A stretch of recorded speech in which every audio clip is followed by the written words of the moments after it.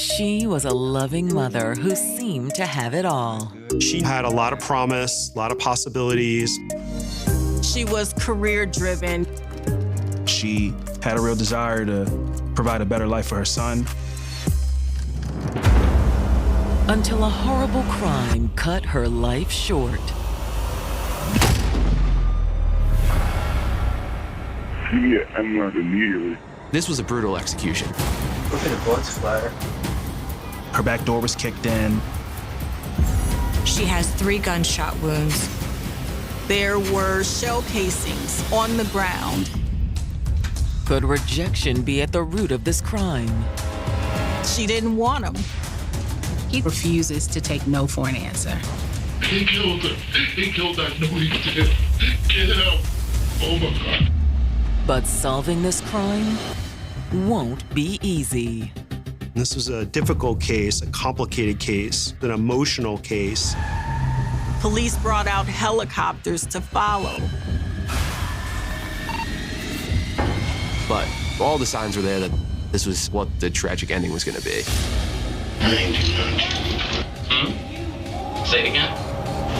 Said I didn't do nothing. April 14th, 2022. It's Thursday evening in Essex, Maryland, a former steel town just outside of Baltimore. Once upon a time, Essex was a destination that people worked really hard to get to. But once the steel mill shut down, it kind of took the legs out of Essex.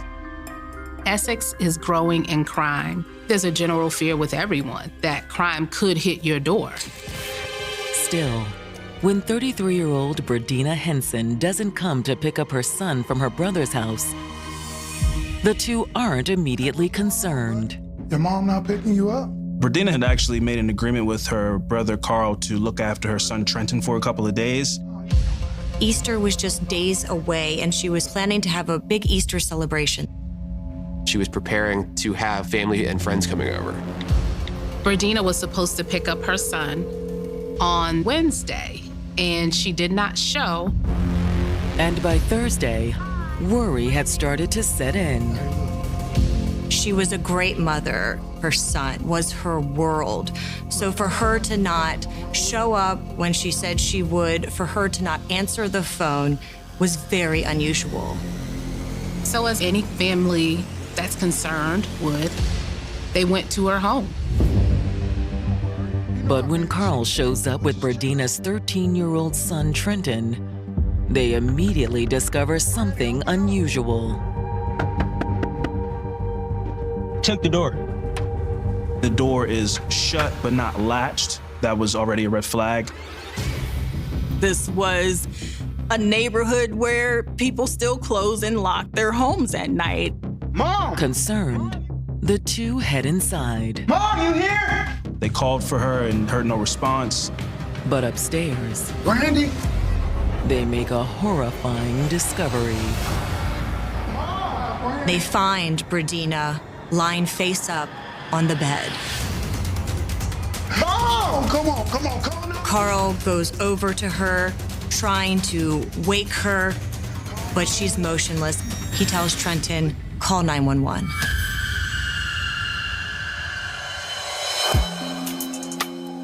Born and raised in Baltimore, Maryland, Bradina preferred her nickname. She was known to her loved ones as Brandy. When her biological parents couldn't raise her, relatives took her in as their own. Bradina's aunt helped raise her. She was cared for and loved. Though it could be hard to crack Brandy's tough exterior, those who did immediately saw her tremendous potential. People always just talked about her attitude. Ooh, that girl got an attitude on her. And I said, no, that's just her defense mechanism. Take an opportunity. If you sit down and you talk with her, you'll find out that she absolutely is just, the best young person ever. And when Brandy truly cared for someone, she gave them her whole heart. If you were special to her, you got everything that came with her. You got her love, you got her ferocity. She would give you the shirt off her back. Loving on people, that's just who Brandy was. So it was no wonder that this hardworking, caring young woman chose a career in nursing. Bradina was a nursing trainer at the Kennedy Krieger Institute in Baltimore City. And what Kennedy Krieger is known for is for helping children and adults with learning and emotional disabilities. To serve this population, you have to have a heart for people. But Brandy's driving force was her son, Trenton. She said over and over, Trenton is my world. You like your food? She was absolutely proud of him. And whenever she talked about him to me, she beamed. She would do anything for him. They shared a special relationship. Though Brandy and Trenton's father separated when he was a baby, the two remained on good terms. I actually just spoke to your dad. He'll be here soon to pick you up. Okay, let me go get my stuff. Bradina and Darnell had a good co-parenting relationship. Brandy also had someone special to share her life with. Tavon Howard was Bradina's longtime boyfriend. They had been dating about a decade. He was an aspiring rapper. This was someone that she counted on, someone that she confided in. Hey, why are you looking so sad? I had a rough day at work. And Bradina stood by him through a lot of rough times. Tavon appreciated having a support system like that. The two seemed like a couple meant to last. They were each other's person for a long time. And they were talking about getting married. But now, their bright future may never come to pass.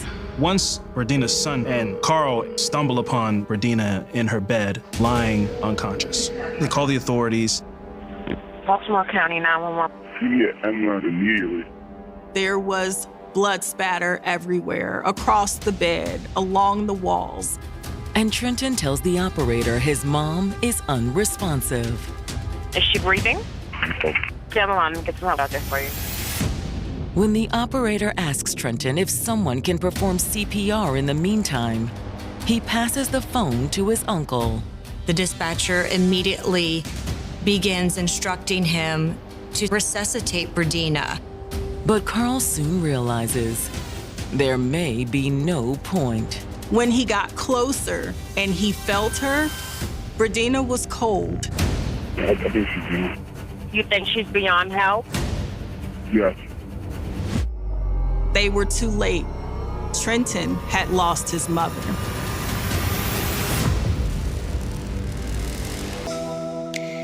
"33-year-old Brandy Henson had built a beautiful life in Essex, Maryland, with her son Trenton and her longtime boyfriend, Tavon Howard. They were a family, if you will. He was in her son's life. But now, after her brother has told the 911 operator he believes his sister is dead, I think she's doing. medics have arrived on the scene. They find Bradina lying on the bed, her legs hanging over, face up. They came to see if they could revive her, but they couldn't. While waiting for detectives to arrive, responding officers begin surveying the evidence. Bradina was discovered face up on her bed, which indicates whoever her attacker was. She was face to face with them. After examining the victim a little more closely, police quickly identify how she died. The cause of death was gunshot wounds.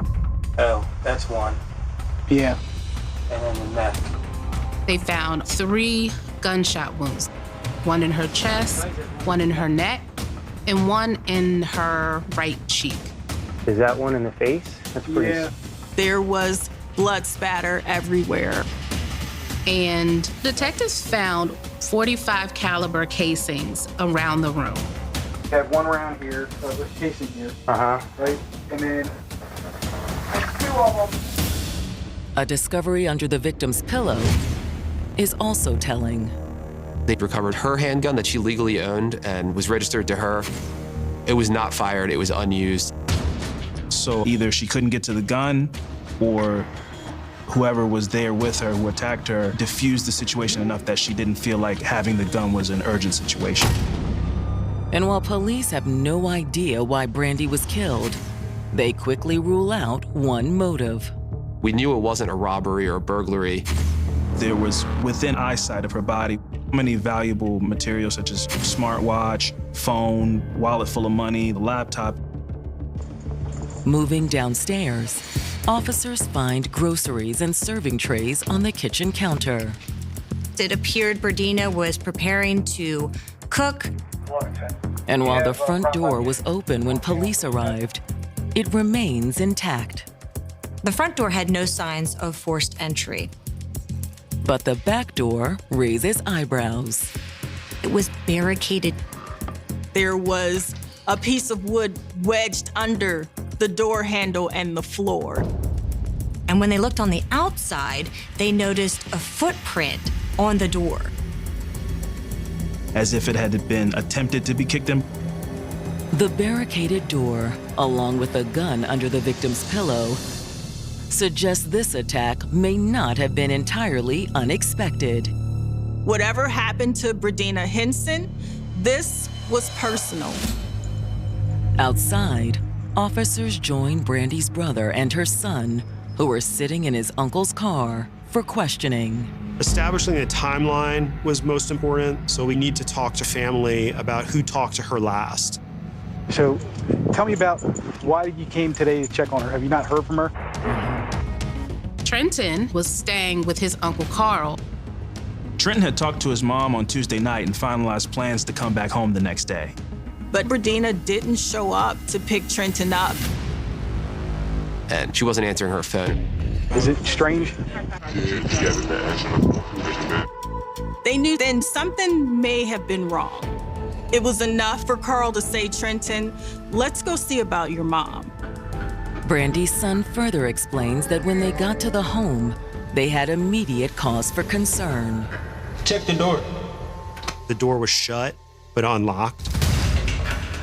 This was troubling in the fact that Berdina always closed and locked the door. So her son and brother entered the home. You walked in and then you went up right upstairs, or you called out a little bit? We walked in, we called out.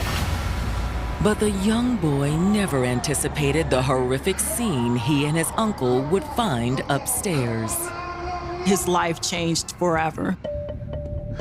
I can't imagine what he went through, finding your mother like that in the condition that she was in. When police asked Carl and Trenton if there was anyone who might have wanted to harm Brandy, her brother draws a blank.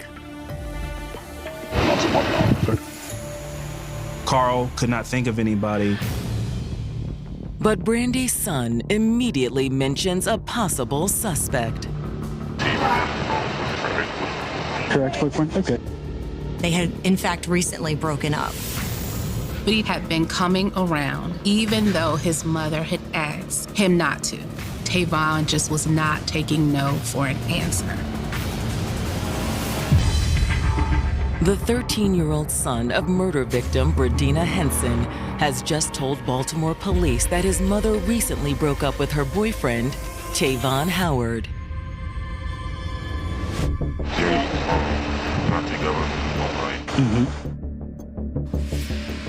But Trenton claims since the breakup, Tavon refused to leave his mother alone. Despite them being broken up in the last few weeks, he had been coming around. He was not going to accept that this was over. And her son details a highly disturbing incident that occurred just weeks before his mother's killing. Tavon had entered the home in a fit of rage and used a knife to slice their couch open, and also took a gun and shot bullet holes into her bed. You know if she called the police? But before they can get any further, a hysterical woman arrives on the scene. Let me talk to somebody. Do you want to talk to a police officer? Okay, I'll talk to you. Come over here. The woman identifies herself as Dana Dillon and calls Berdina her daughter. So you're her mother. This is your daughter? The officer is patient as Dana struggles to get her words out. She had some problems with God. Okay. Who is the guy? Take a deep breath. Yeah, sure. Take a deep breath. Tavon Howard. Like Bradina's son, she tells police Tavon and his mom had broken up, and Tavon had been causing some problems. Upon hearing this name for a second time, police believe Tavon is their prime suspect. You want to know what the best thing you can do for her right now is? And I mean this honestly. If you want us to find out what happened to get to the bottom of it, I need you to go talk to the detective. Her family is taken to police headquarters for questioning. In the meantime, some officers remain behind to canvass the neighborhood. So, unfortunately, the neighbor next door passed away. I was wondering if you guys heard anything suspicious over the past 2 days. Who passed away? The neighbor is stunned because she had just crossed paths with Brandy on Tuesday night. Around what time? I think around 8 p.m. She was coming, she had to go streets. And I was asking if she needed help, and she said no. Bradina said, "Oh, I got it, I'm good." She was looking to prepare Easter dinner. After that, the neighbor doesn't think Brandy ever left the house again. The neighbor had noticed that Brandy's car hadn't moved since she saw her. But she reveals that in the early hours of Wednesday morning, a loud bang coming from Brandy's home woke her. You know what time that was?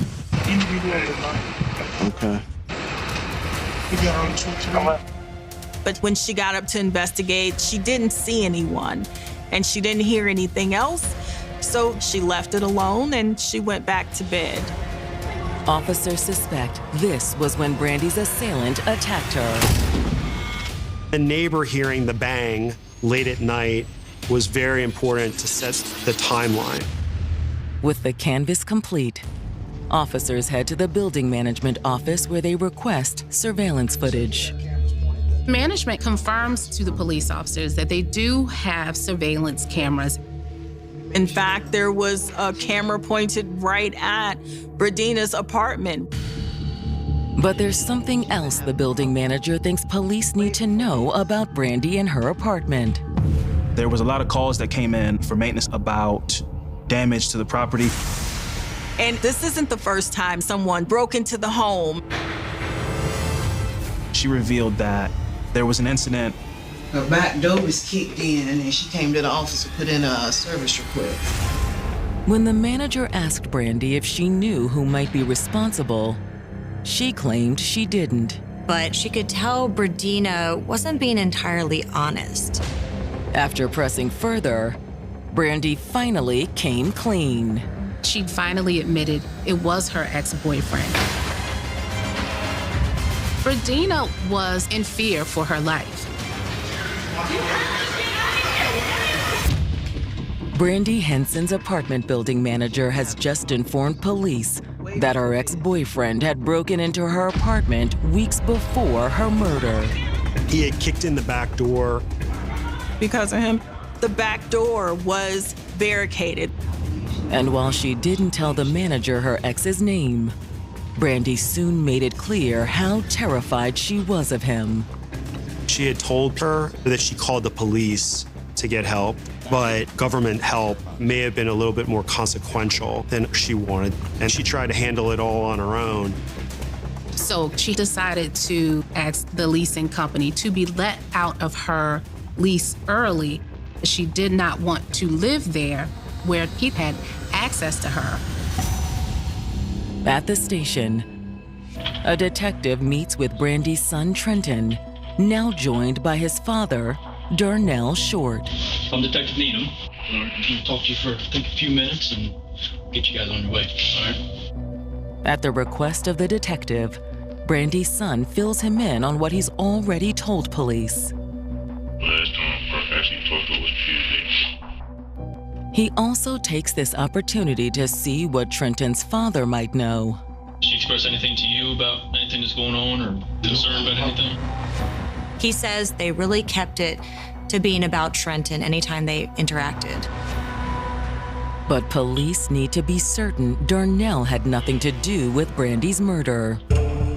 They press him just to see if he has any jealousy, if he has any envy, if he still wants to be with Brandy. Are you aware of any romantic involvement she has, boyfriends or ex-boyfriends? Or? No, I can't. Is that your thing? Yeah, no, I just kept it separate. You get what I'm saying? He doesn't know anything about her personal life. Even though their relationship didn't work out, he was fine with that. They had both moved on. I got you. That's a good thing. At the same time, another detective meets with Dana Dillon, the woman who'd raised Brandy. She is beyond devastated and distraught. Her family lost someone they loved. Once again, Dana insists Tavon is to blame. He kept my baby. He did it. I know he did. Dana explains that while Brandy was initially very much in love with him, the family always knew Tavon was trouble. This was a man that was in and out of prison constantly. He was a drug dealer, had access to firearms. He had violent tendencies. His temper was horrible. His boy is crazy. His boy is crazy. They had a very tumultuous relationship. Has he ever physically assaulted her before they? Yeah. But Brandy's aunt explains that over their 10-year relationship, Brandy forgave Tavon again and again. Every single time he got out of prison, Bradina was right there to help him get back on track. She took care of his medical appointments. She took care of his financial needs. She gave him a place to live. Bradina was a helper, and she wanted to maybe rescue him. But her aunt says finally, a few months earlier, Brandy decided enough was enough. She finally put her foot down and said no, that she was not going to get back with him, and that she did not want to be with him. Like Brandy's son, Dana recalls the chilling moment when Tavon destroyed Brandy's couch. Ever since the tearing up the furniture and shooting bullets, I've been walking around with my head on a swivel. But that was far from the only way Tavon tormented Brandy in the weeks leading up to the murder. Everywhere Brandy went, Tavon would show. She was a threat to her, because she recently told me he spit on her. This was a man that was trying to prey upon her and instill fear. She had told people that if she wound up dead, he was likely to be the person that did it. And Dana says Tavon's unhinged behavior pushed Brandy to take precautions she normally wouldn't. She had a gun. Okay. So I never seen it, but she told me that she had one. She was in so much fear due to his continued violence against her that she herself applied for a handgun, a 9mm, and she kept it under her pillow as a means of protection. Bradina is thinking maybe she was going to take out a restraining order on Tavon. Before ending the interview, the detective asks Dana if there's anyone else who might want to hurt Brandy. There's nobody else that she was having any issue with. This boy did this. Next, investigators confirm Tavon's long criminal record. He had a very long rap sheet of drug-related crimes, but also some violence. And some of those charges included weapons and violent assault of other people. And Tavon had been charged with murder previously. But those charges were dropped. But since getting out of jail a year ago, it looks like Tavon has kept his record clean, except for one small blemish. Investigators saw a traffic stop involving a white vehicle. The white SUV was actually registered to somebody else and had very distinctive damage to the front of the car. They made a note, but they sent him on his way with a ticket. But this seemingly innocent encounter will soon cost Tavon when detectives review the surveillance footage from Brandy's building. They see a white SUV with very distinct damage to the front of the car pull up to Bradina's home at around 1:30 a.m. the night that she was murdered.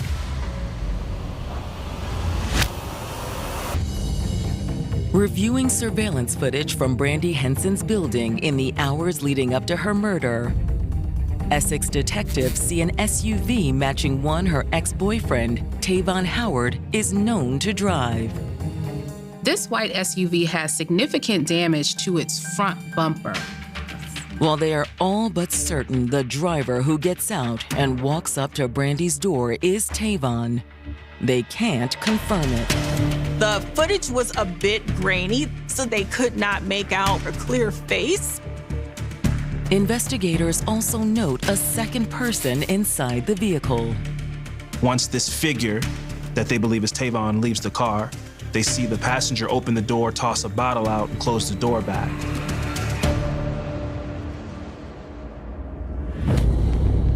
About an hour after the driver entered Brandy's residence, they see him return to the car. This time, this person is wearing a ski mask. They see him speed off. Immediately, investigators put out a bolo for the vehicle Tavon is suspected to be driving. They knew the SUV's license plate. It doesn't take long for Baltimore City Police to spot the SUV. Officers initiate the traffic stop, but Tavon takes off, leading officers on a chase. Police continue their pursuit and call in a helicopter to follow him. So you still be going westbound O'Donnell. Westbound O'Donnell crossing Ponca. So you're gonna get orders. He was driving as fast and as reckless as he wanted to. At a turn, the vehicle finally slows. The driver actually stops the vehicle, and his passenger jumps out. Officers quickly chase the second man down and place him under arrest. They identify him as a 20-year-old named Jamal. Meanwhile, the SUV's wild flight continues. Just jumped over a left-hand turn lane at Gus Ryan, and he's making a left southbound. Ultimately, he hit a vehicle that just happened to be pulling out.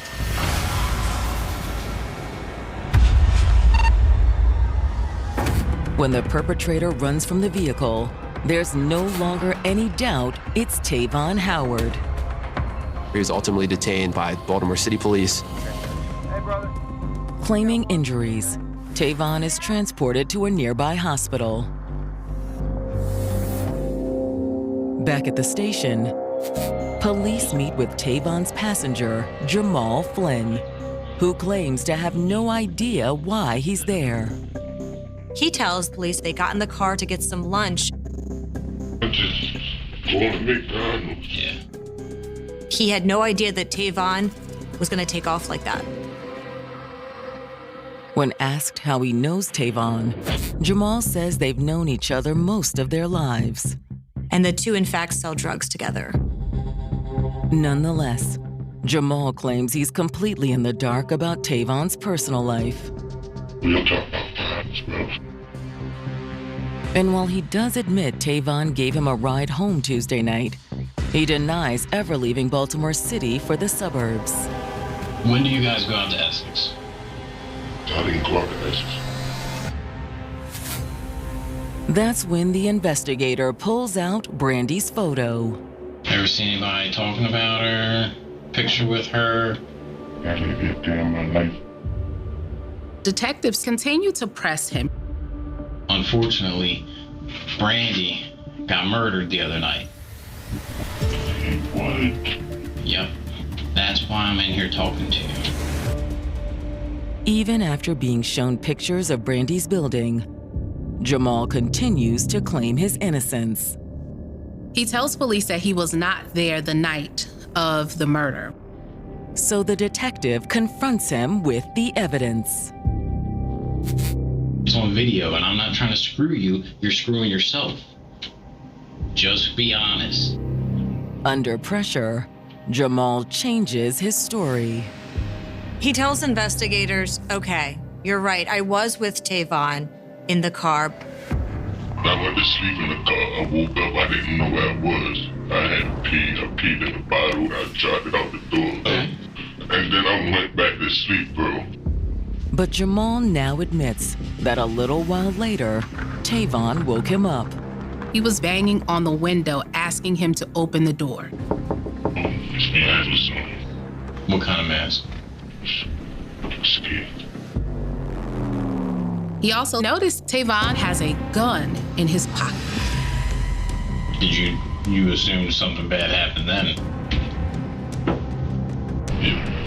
And Jamal says he only grew more anxious as Tavon drove out of the complex. Was he driving slow at first, fast?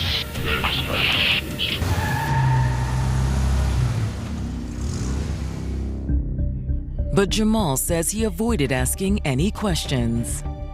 He said it wasn't his business. After listening to Jamal's story, the detective levels with him one last time. Listen, I'm gonna ask you this one time only. He tell you what he was going there to do? No, sir. No. Never told me what he was going to do. Luckily for Jamal, the detective believes him. He ultimately was released without being charged. When detectives scour Tavon's vehicle, the evidence against him continues to mount. They found a .45 caliber pistol with ammunition, the same .45 caliber ammunition that was found at Brandy's home. Investigators also find a ski mask. And the case against Tavon is about to become airtight. Investigators secure warrants for Tavon's cell phone records. At approximately the same time of the video of him pulling up, his phone connected to Berdina's Wi-Fi. It really is such a nail in his coffin. Essex detectives investigating the murder of Brandy Henson have just confirmed that her ex-boyfriend, Tavon Howard, was in her apartment moments before she was murdered. Tavon's phone synced to Brandy's Wi-Fi right at the time she was murdered, placing Tavon at the scene of the crime. Now cleared at the hospital, Tavon is transferred to the police station for questioning. You wearing a mask because you're sick or because you don't want to get sick? I'm wearing a mask because they told me to put the mask on when you come in the building. Oh, really? I don't know. Whatever works. The detective begins the interview by asking Tavon if he knows why he's there. Man, I want to have a couple ideas. He said he already knew that Berdina was dead because her son had told him. And Tavon believes that Brandy's family does not like him and are saying that due to his criminal history, he's responsible for her murder. I would even expect if they came in here and told you a whole bunch of lies. But he insists he had nothing to do with her murder. Tavon admits that he and Berdina had issues, but he maintains he would never hurt her. Do you think that she would eventually come around and you guys got back together? I think that we probably definitely would have got back together. And although he does admit to being in the area of Brandy's home the night of the crime, he claims he never saw her. He said he was in fact there to just sell drugs. I had a weed sale and a crack sale. As for why Tavon fled from police, he's also ready with an answer. I had drugs in there, which is why I ran. Okay. But when asked who might have been the one to harm Brandy, Tavon makes an outrageous claim. One day, where we took each other's home, and I find out that she was having sex for money. Tavon is claiming the other men were possibly to blame. Finally, police confront Tavon with the evidence against him. See those two things? Cameras. Cameras. Okay. You're gonna have a hard time getting anybody to believe what you're saying now, because I'm gonna show these videos. I'm gonna show the gun that I take out of your car and how it matches the bullets that I took out of her. I'm gonna show your fingerprints and DNA on it. But Tavon refuses to admit any wrongdoing. I ain't do nothing to you. Say it again? Said I didn't do nothing to Bertina. He could have told the truth, and he decided not to. But even without a confession, investigators still have more than enough to move forward with the case against Tavon. Unfortunately, you could get charged with first-degree murder, okay? When Tavon's trial opens in June of 2023, Brandy's family is there to support her. They were there the whole case, and they wanted to see the story to a conclusion. To prosecutors, Tavon's motive was simple. He took her life for no other reason than she didn't want him. And he could not deal with that. He figured that if I can't have you, no one else can. So he executed her. Prosecutors believe that on the night of the murder, Tavon made one last-ditch effort to change Berdina's mind. Berdina had broken up with him several times, and when this happened, they were broken up. But she opened the door for him anyway.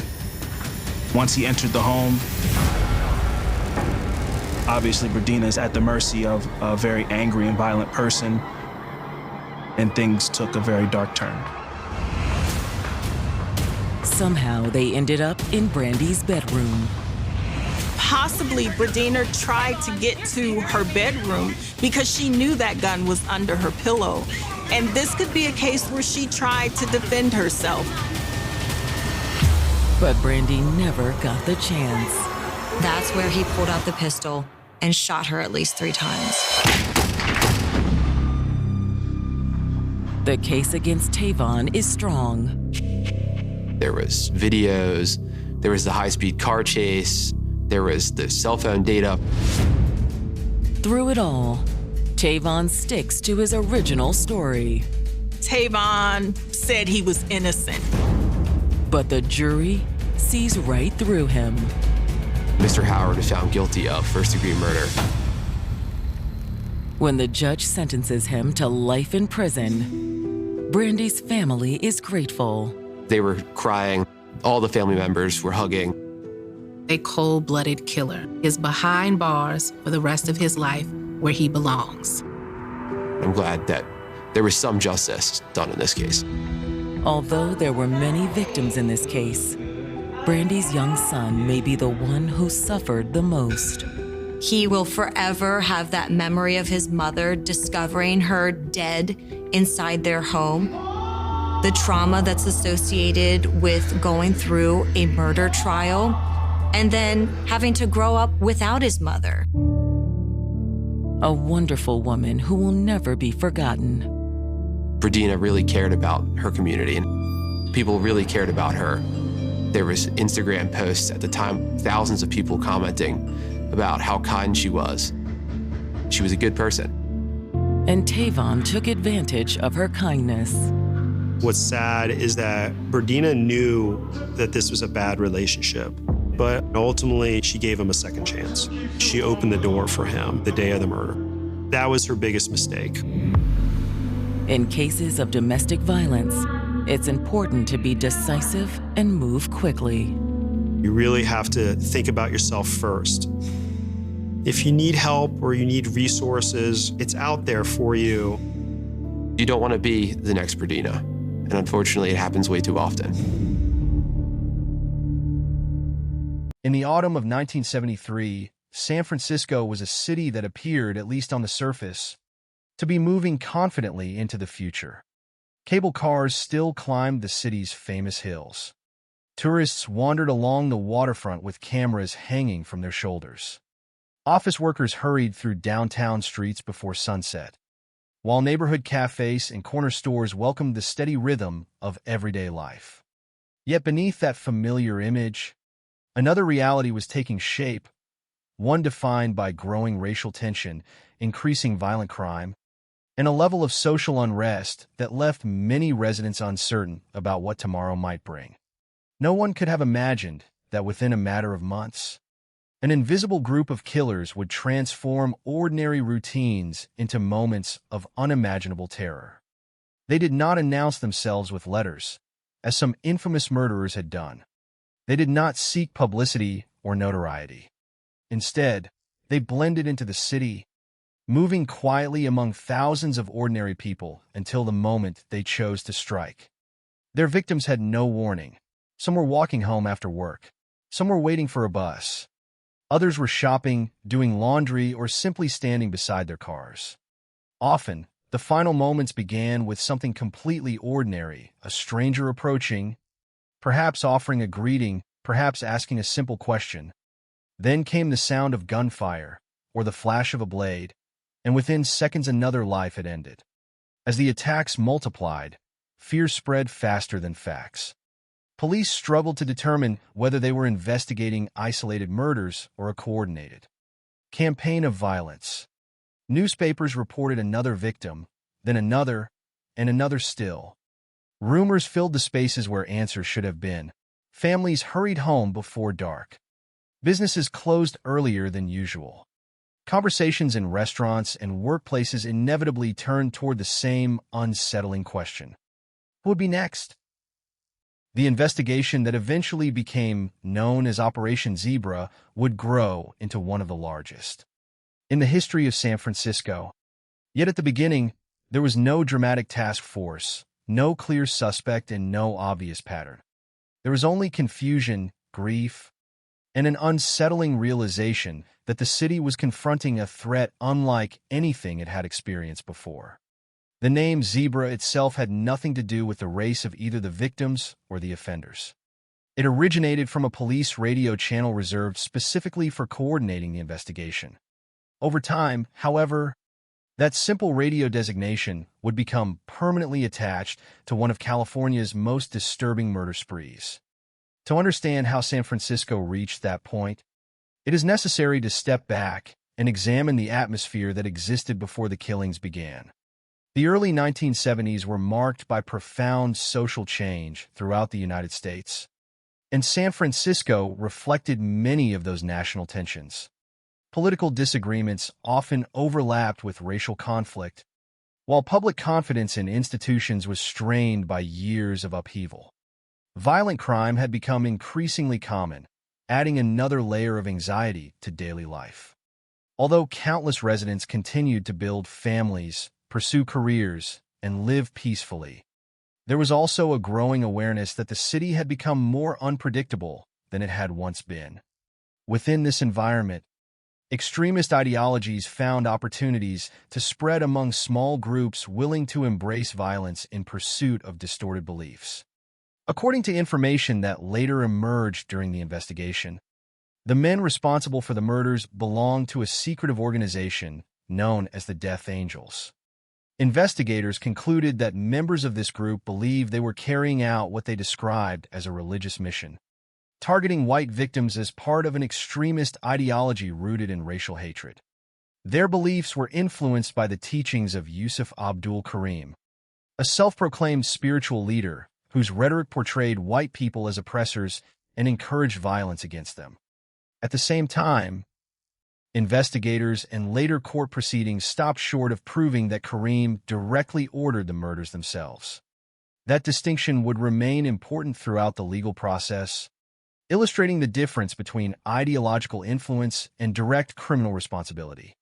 Inside the Death Angels, violence was reportedly more than an accepted tactic. It was treated as a requirement for membership.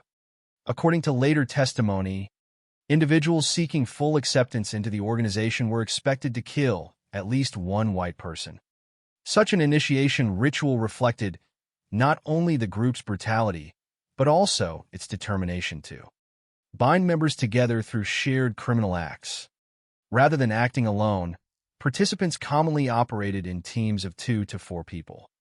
This method reduced the likelihood that a single individual would be identified and allowed each member to perform a specific role during an attack.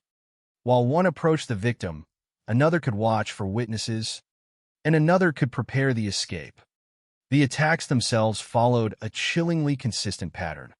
The killers typically traveled in vehicles that attracted little attention, often spending hours driving through neighborhoods without revealing their intentions.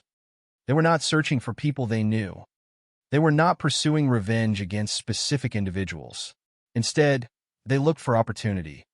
A solitary pedestrian, someone waiting at a bus stop, a person loading items into a vehicle, a shopper leaving a store. Their victims shared no personal connection with one another beyond the characteristics the killers had chosen to target. Robbery was usually not the objective. Sexual assault was absent from the pattern. Personal disputes played no role. The murders were acts of ideological violence carried out against strangers selected at random. Perhaps the most frightening aspect of their method was its simplicity. The attackers dressed like ordinary citizens.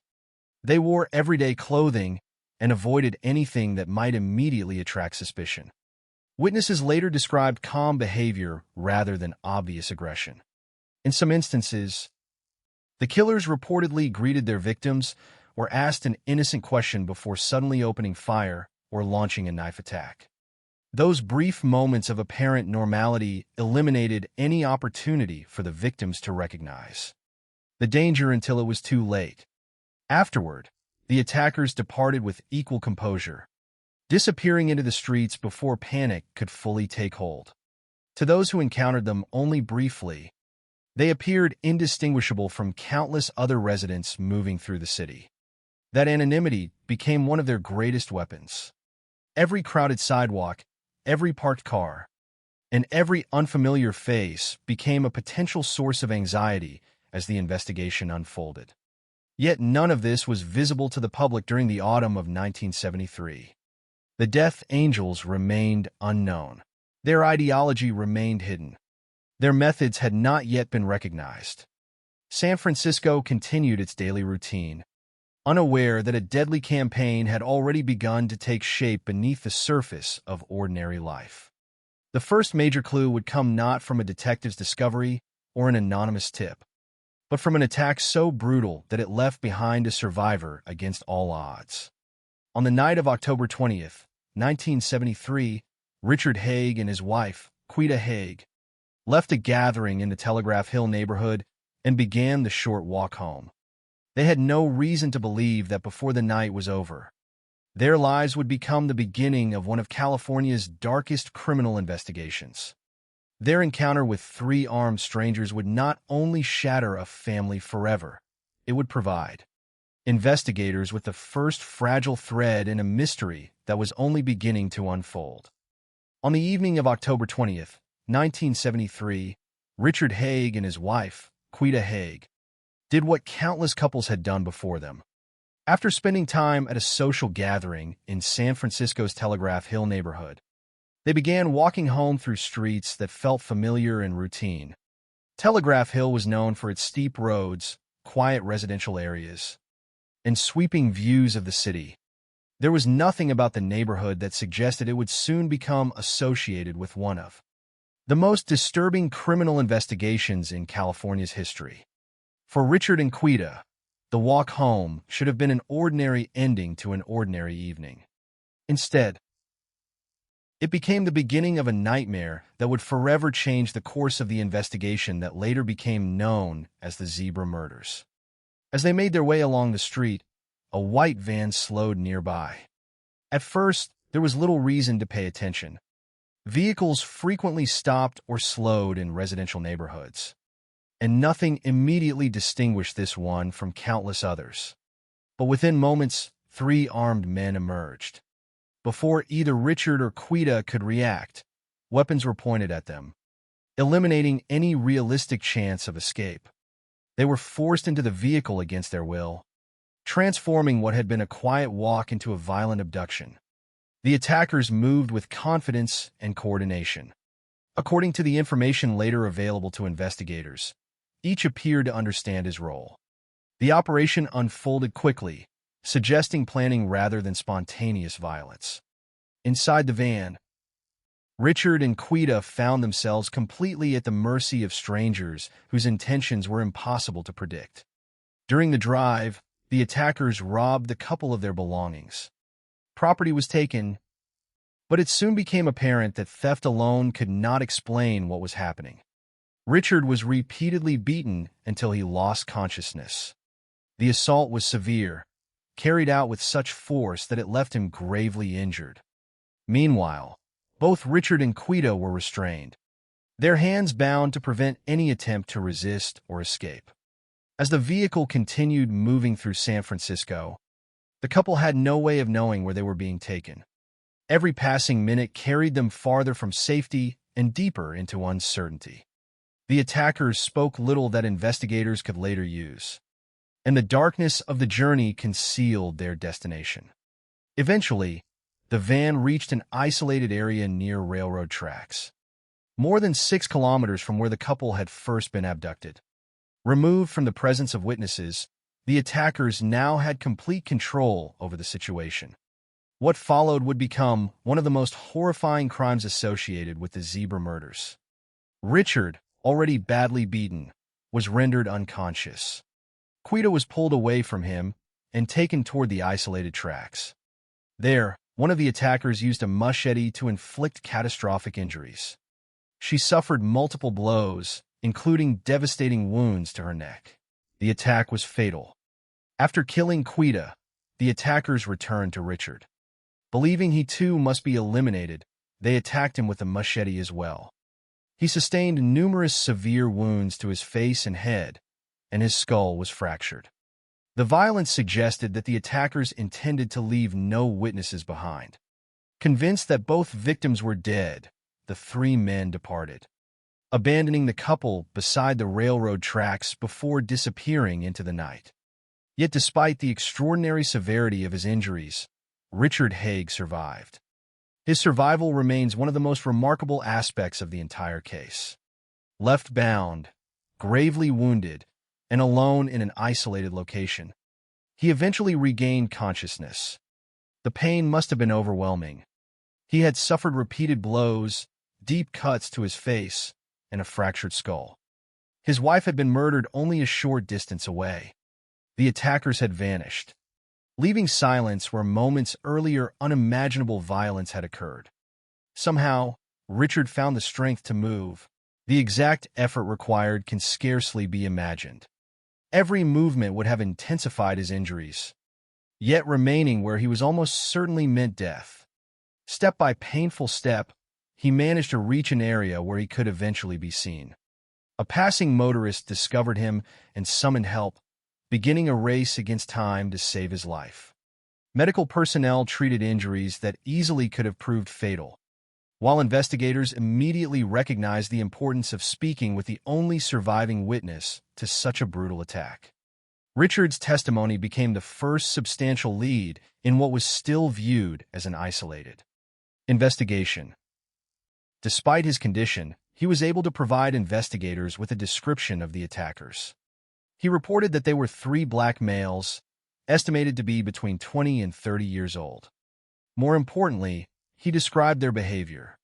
Rather than appearing reckless or emotionally out of control, the men had acted calmly throughout the abduction. They coordinated their actions efficiently, suggesting familiarity with one another and a shared plan. That composure would later become one of the recurring characteristics observed across multiple attacks. Investigators carefully documented every detail Richard could remember. Although his description did not immediately identify specific suspects, it established an initial profile that would later become increasingly significant as additional crimes occurred. At the time, however, police had no reason to conclude that this murder was connected to a broader pattern. Violent crimes involving strangers, while alarming, were not entirely unprecedented. Detectives approached the Hague investigation as they would any major homicide, gathering evidence from the crime scene, documenting Richard's injuries, and attempting to reconstruct the sequence of events. The possibility that this attack represented only the beginning of a coordinated campaign had not yet emerged. For Richard, survival came with an unimaginable burden. He had endured extraordinary physical trauma, but the emotional consequences were equally profound. He was now the lone survivor of an attack that had claimed his wife's life. Every memory he shared with investigators required revisiting the worst night of his life. Yet those recollections became invaluable to the investigation. Without Richard's testimony, detectives would have possessed far fewer clues about the men responsible. His ability to survive provided law enforcement with information that no physical evidence alone could fully replace. Although investigators worked diligently, weeks passed without identifying those responsible. Meanwhile, unknown to police, the men behind the Hague attack had not abandoned their campaign. The methods later attributed to the Death Angels emphasized mobility, surprise, and the random selection of victims. Rather than targeting individuals with whom they had personal conflicts, they searched for opportunities wherever they appeared. This made predicting future attacks extraordinarily difficult. The killers could move between neighborhoods, select strangers within moments, and disappear before witnesses fully understood what had happened. The absence of a personal connection between offender and victim deprived investigators of one of the most useful tools in homicide investigations.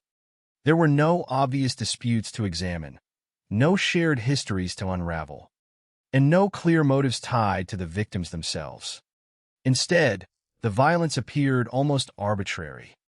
In the weeks following the Hague attack, additional shootings and assaults began occurring across San Francisco.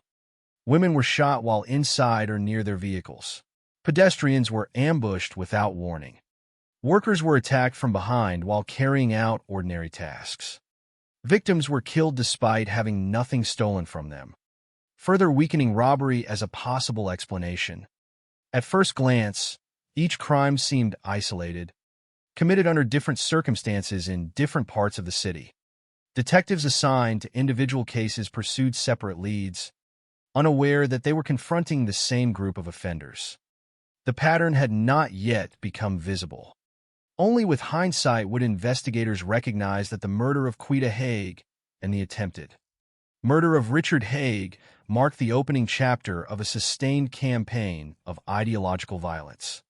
The city itself remained largely unaware of what was unfolding. Residents mourned individual victims without realizing that those tragedies formed part of a much larger sequence. As autumn turned toward winter, the number of unexplained attacks continued to grow. Each new crime added another fragment to a puzzle that no one had yet assembled. It would take many more victims before investigators recognized that San Francisco was not facing isolated acts of violence, but a coordinated series of murders committed by offenders following a remarkably consistent method. The realization, when it finally came, would transform an ordinary homicide investigation into one of the largest manhunts the city had ever undertaken. In the weeks following the attack on Richard and Quita Hague, San Francisco continued to function much as it always had. Commuters boarded buses before sunrise, shop owners unlocked their doors each morning, and families carried on with the routines that define everyday life. To the public, the murder of Quita Hague and the attempted murder of her husband appeared to be an isolated act of extraordinary violence. Few suspected that the city was entering the opening phase of a far broader campaign of murder. Inside police departments across San Francisco, detectives pursued leads in separate investigations, each believing they were working distinct cases. At that stage, there was little evidence to suggest that the crimes unfolding across different neighborhoods were connected.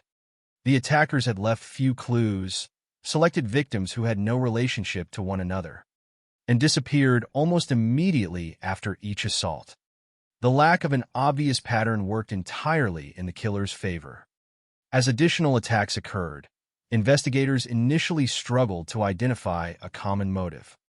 In many homicide cases, detectives begin by examining the victim's personal relationships, financial circumstances, employment, or recent conflicts.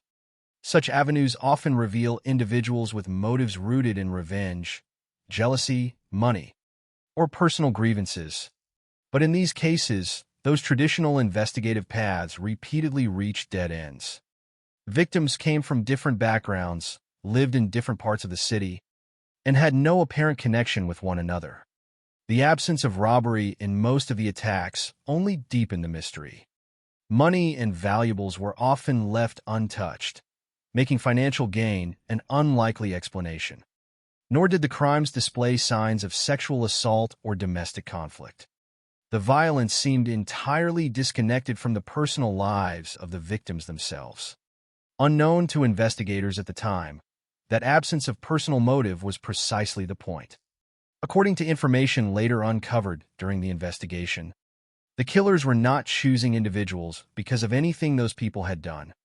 Instead, they selected strangers who happened to fit the group's ideological target. The randomness of the attacks created enormous challenges for law enforcement. Because victims were chosen by opportunity rather than personal history, detectives had almost nothing to connect one crime scene to another. Every attack initially looked like its own tragedy rather than part of a coordinated campaign. During this period, reports described women being shot while inside or near their automobiles. Pedestrians were ambushed without warning as they walked through neighborhoods they had known for years. Workers carrying out ordinary tasks found themselves suddenly under attack from behind. In several cases, victims never had the opportunity to defend themselves because they had no indication that danger was approaching. The attackers favored surprise above all else. They did not announce themselves or engage in lengthy confrontations. Instead, they relied upon speed, ordinary appearances, and careful timing. Investigators would later conclude that the group followed a remarkably consistent operational method. They often traveled in vehicles that attracted little attention, driving through different areas of the city while searching for potential victims. Their targets were selected not because of individual identity, but because they happened to be alone and vulnerable. Someone waiting for public transportation, a pedestrian walking without companions, a person shopping alone, an individual loading items into a vehicle. The killers did not need to know their victims.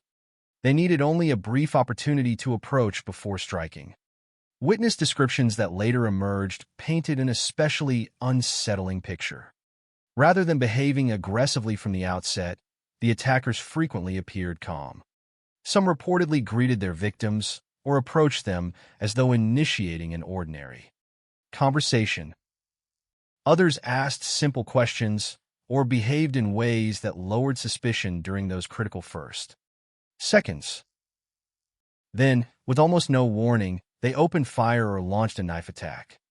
The sudden transition from apparent normality to extreme violence left victims with virtually no opportunity to escape.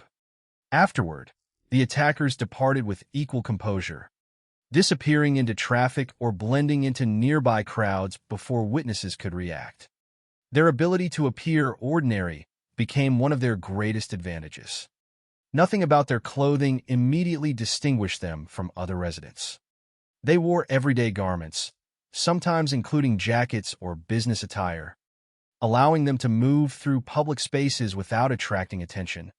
This strategy not only reduced the likelihood of early detection, but also contributed to growing public anxiety. If the killers looked like anyone else, then anyone could potentially be dangerous.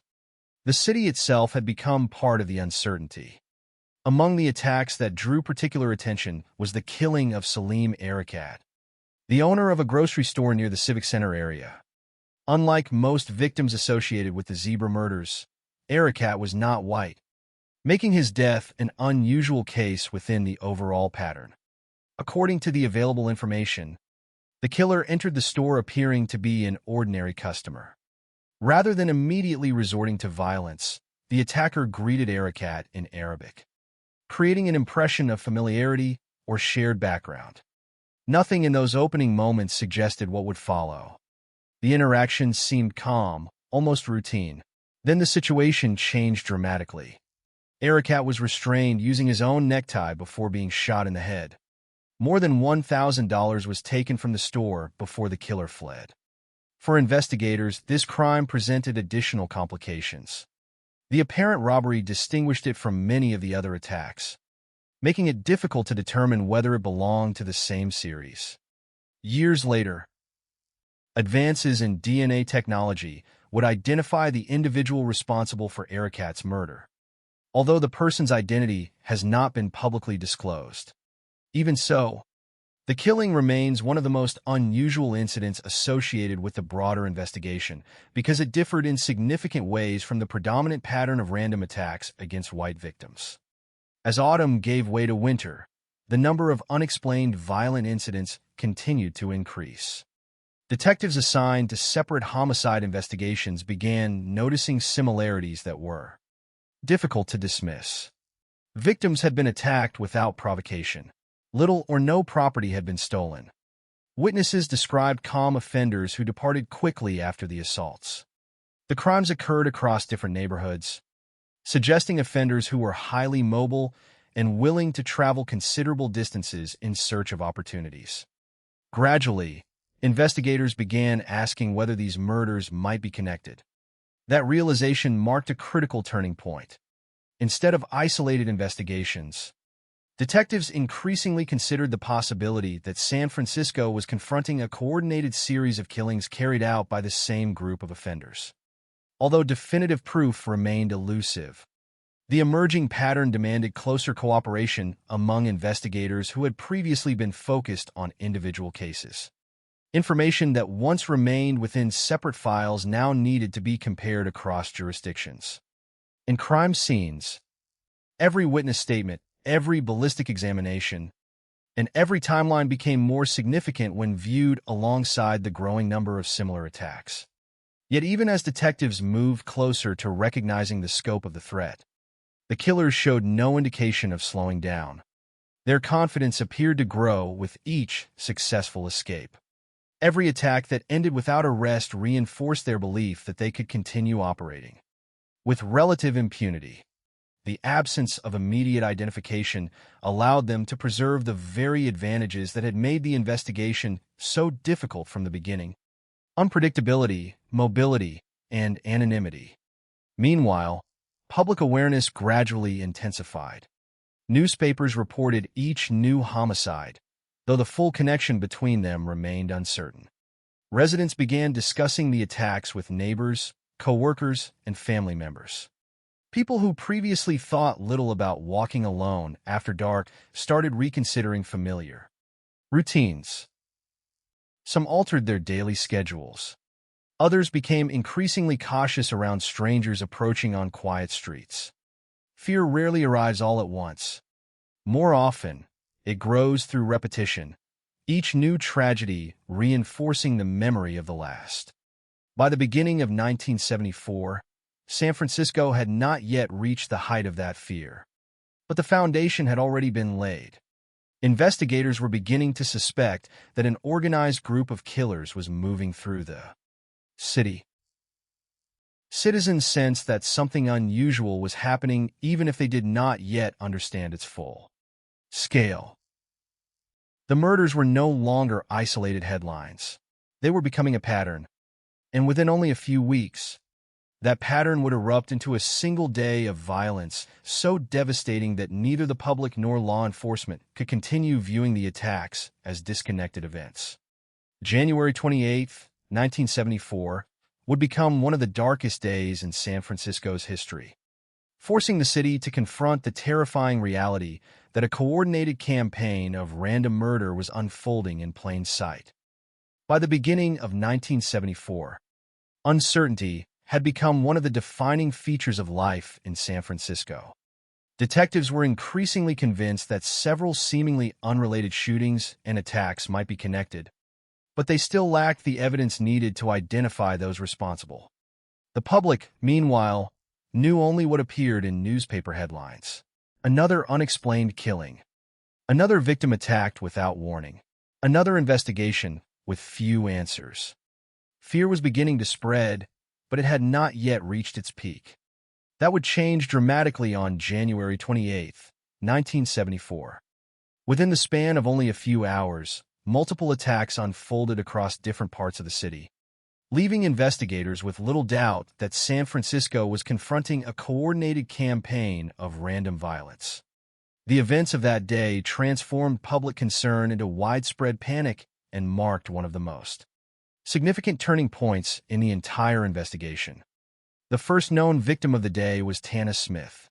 Like so many others who would become victims during the Zebra murders, Smith was engaged in nothing extraordinary. She was simply walking when violence suddenly interrupted an ordinary moment. According to the available information, a vehicle stopped nearby, and one of the occupants stepped out. There was no prolonged confrontation, no obvious warning, and no indication that Smith had done anything to attract attention. The encounter lasted only moments. Without any meaningful exchange, the attacker fired 2 shots. Smith collapsed where she stood. The killer departed almost immediately, leaving behind another crime scene that appeared as sudden as it was senseless.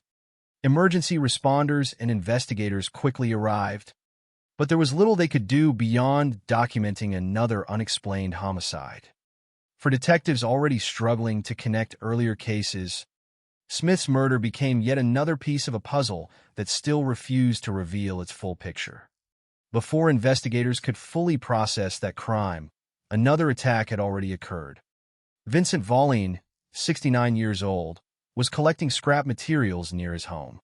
It was an ordinary activity, one that reflected the quiet routines of daily life rather than any unusual circumstance. Nothing suggested he faced immediate danger. Then, without warning, he was shot from behind. There was no argument, no robbery, and no attempt by the attacker to confront him face to face. The assault was swift and deliberate. Volline died where he had been working, another victim whose final moments gave him virtually no chance to defend himself. Investigators noted once again the similarities that had begun appearing throughout previous attacks. The victim had been alone. The shooter had struck without warning. The escape had been immediate. Every new crime reinforced the growing suspicion that these murders were connected. Yet the attacks did not stop. John Bambick, 87 years old, became another victim that same day. His age alone underscored the indiscriminate nature of the violence. There was no evidence that he had been selected because of anything he had personally done. Instead, like others before him, he appears to have encountered someone who had already decided that a stranger's life held no value. Bambick was walking when he was shot from behind. The attack unfolded so quickly that he had no opportunity to react. Witnesses could offer little more than descriptions of a man who had arrived, fired, and disappeared almost immediately. Once again, investigators found themselves confronting the same disturbing pattern. Ordinary citizens were being killed during ordinary moments, and the attackers seemed capable of vanishing before anyone could intervene. As police attempted to respond to these rapidly unfolding crimes, another attack occurred, this time inside a laundromat. Jane Holly had gone there for one of the most routine tasks imaginable. Laundry facilities were places associated with everyday life, where neighbors folded clothes, waited beside washing machines, and expected nothing more dangerous than the inconvenience of a broken appliance. On that day, however, normal life ended abruptly. According to the available information, a man entered the laundromat and walked past Holly without attracting particular attention. His behavior appeared ordinary. There was no visible confrontation. Then, without warning, he turned and fired at close range. Holly was struck from behind. The attack happened so quickly that there was almost no opportunity for anyone nearby to intervene. By the time emergency medical personnel arrived, she had succumbed to her injuries.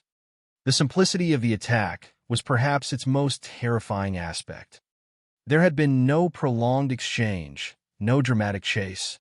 and no obvious sign that violence was about to erupt. A routine errand had become the setting for another unexplained murder. Investigators now faced multiple homicide scenes spread across the city within only a few hours. Any lingering belief that these events represented isolated incidents rapidly disappeared. The frequency alone suggested organization. The consistency suggested planning. The victims differed in age, occupation, and daily routine. Yet they shared one crucial characteristic. They had been selected without any known personal relationship to their attackers. Among those attacked that day was Roxanne McMillan. Unlike several of the other victims, McMillan survived. She was shot twice, but received medical treatment in time to save her life. Survival brought with it both physical recovery and an unexpected role in the investigation. As one of the few living victims able to describe her experience, McMillan became an important witness. Her account helped investigators compare details across multiple attacks occurring that same day. Although individual descriptions could never solve the case by themselves, every surviving witness offered detectives another opportunity to identify recurring characteristics in the offender's methods. Investigators compared timelines, witness statements, ballistic evidence, and crime scene observations. The similarities became increasingly difficult to dismiss. Victims had been approached suddenly. The attackers behaved calmly before striking. Escape followed almost immediately after the shootings. No meaningful interaction connected the offenders to their victims beforehand. These common elements strengthened investigators' belief that the city was facing not separate murderers but a coordinated group operating according to a consistent strategy. For the public, however, the realization produced a different reaction. News of multiple killings occurring within a single day spread rapidly throughout San Francisco. Residents who had previously viewed earlier attacks as isolated tragedies began recognizing a far more disturbing possibility. If strangers could be murdered while walking down the street, collecting scrap materials, or doing laundry, then virtually any public place could become the scene of another attack. The randomness itself became the greatest source of fear. People naturally seek explanations that allow them to feel safe. Crimes motivated by personal disputes, robbery, or revenge often appear limited because they arise from identifiable relationships or circumstances. Random violence offers no such reassurance. There is no predictable victim and no obvious way to avoid becoming one. That psychological uncertainty began reshaping everyday behavior across the city.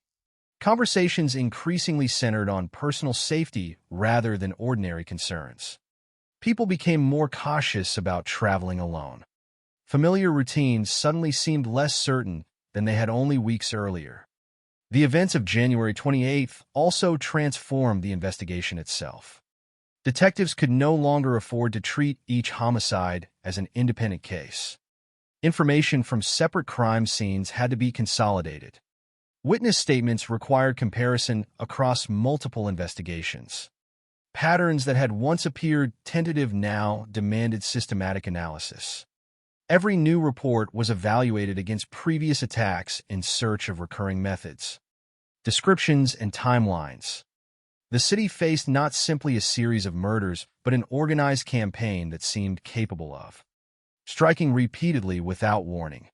Although investigators still lacked the breakthrough needed to identify the offenders, the day's violence fundamentally changed both public perception and police strategy. It demonstrated that the attackers were prepared to commit multiple murders within hours while moving across different neighborhoods. Their confidence suggested they believed they could continue operating without immediate capture. For law enforcement, that realization carried urgent consequences. A traditional homicide investigation would no longer be sufficient. The scale of the threat demanded a coordinated response unlike anything San Francisco had previously attempted. In the days that followed, fear continued spreading throughout the city, while police prepared to launch one of the largest investigative operations in its history. The campaign that would become known as Operation Zebra was about to begin. The violence of January 28, 1974, marked a decisive turning point in the Zebra murders. Before that day, many residents had viewed the earlier killings as tragic but isolated incidents. The victims were different ages, came from different neighborhoods, and appeared to have no connection with one another. Although detectives had begun to suspect that the crimes might be linked, much of the public still believed that the danger remained distant, affecting only those unfortunate enough to cross paths with an unknown killer. The events of a single day shattered that illusion. Multiple victims had been attacked within only a few hours, each going about an ordinary routine before their lives were suddenly interrupted by violence. The realization that no clear pattern protected potential victims changed the emotional landscape of San Francisco almost overnight. Fear was no longer confined to newspaper headlines or police briefings. It became part of daily life. Residents began reconsidering routines that had once seemed completely ordinary. Walking alone after sunset suddenly felt like an unnecessary risk. Waiting quietly at a bus stop no longer appeared harmless. Even routine errands, such as shopping for groceries or visiting a neighborhood laundromat, carried a new sense of uncertainty. The murders had introduced an unsettling reality. The attackers did not appear to care who their victims were as individuals. Their victims had not been chosen because of personal disputes, financial disagreements, or family conflicts. Instead, they had simply been in the wrong place at the wrong time. That randomness was perhaps the most frightening element of the entire series. It removed the comforting belief that violence happened only to people involved in dangerous circumstances. Anyone moving through the city alone could imagine becoming the next victim. Businesses also began responding to the growing atmosphere of fear. According to the available information, many establishments started closing earlier than usual. Owners who normally welcomed evening customers increasingly chose caution over profit. As darkness approached, commercial districts that had once remained active became noticeably quieter. Streets emptied earlier in the evening, and the rhythm of city life gradually changed. Restaurants, small shops, and neighborhood businesses all felt the indirect effects of crimes that were occurring miles away, but influencing decisions across San Francisco. Economic consequences followed emotional ones. Fewer people chose to remain outdoors after work, reducing activity in areas that had previously been busy well into the evening. Tourism also suffered. San Francisco had long attracted visitors drawn by its famous hills, historic neighborhoods, and waterfront scenery. Yet reports of unexplained murders inevitably shaped public perception beyond the city itself. Travelers considering vacations now encountered headlines describing random shootings rather than celebrated landmarks. Although the available information does not quantify the economic impact, it makes clear that tourism declined as fear spread. For a city that relied in part upon visitors, this represented another painful consequence of the continuing investigation. Among white residents in particular, anxiety became especially pronounced. Investigators had not yet publicly explained every aspect of the developing case, but repeated attacks against white victims led many people to fear they could be selected without warning. Parents worried about children traveling alone. Adult sons and daughters urged elderly relatives to remain indoors whenever possible. Friends who once walked home separately after social gatherings increasingly accompanied one another. Instead, small decisions accumulated into broader behavioral changes, illustrating how fear can reshape an entire community without altering its physical landscape. The streets remained the same, but the way people experienced them had fundamentally changed. Newspapers played a significant role in documenting each new attack. Day after day, reports of additional victims reinforced the growing belief that San Francisco faced an unprecedented challenge. Every article describing another unexplained shooting intensified pressure on investigators already struggling to identify those responsible. Citizens demanded answers. Families of victims sought justice. Community leaders expected decisive action from law enforcement. Yet despite extensive investigative efforts, arrests remained elusive. Detectives possessed fragments of information but still lacked the evidence necessary to dismantle the group responsible. Inside police headquarters, the accumulation of cases forced investigators to reconsider the scale of their response. Traditional investigative methods, in which individual detectives handled separate homicide files, were proving insufficient against offenders who moved freely across multiple neighborhoods. The pattern of attacks demonstrated mobility, planning, and consistency. The same operational characteristics appeared repeatedly: sudden assaults, apparently random victim selection, rapid escape, and little indication of robbery or personal motive. These similarities suggested coordination rather than coincidence. As evidence accumulated, authorities concluded that a centralized investigation was essential. This decision led to the creation of what became known as Operation Zebra, one of the largest investigative efforts in the history of San Francisco. According to the available information, more than 150 investigators became involved in the operation, supported by thousands of police officers. Such a commitment reflected not only the seriousness of the crimes but also the recognition that conventional investigative structures could no longer meet the demands of the case. The name, Operation Zebra, originated from the dedicated police radio channel established specifically for coordinating the investigation. Over time, that operational designation became inseparable from the murders themselves. Rather than referring to the offenders or victims, the word Zebra identified the communication system through which investigators organized one of the city's most extensive criminal investigations. Establishing a centralized operation allowed detectives to compare information more effectively. Across multiple crime scenes, witness descriptions could now be evaluated collectively instead of remaining isolated within separate case files. Ballistic findings, timelines, victim locations, and investigative leads could all be analyzed as components of a single criminal pattern rather than unrelated incidents.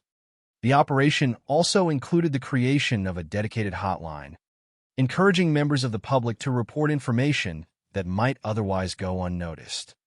Every telephone call, no matter how minor it appeared, represented a possible opportunity to identify the individuals responsible.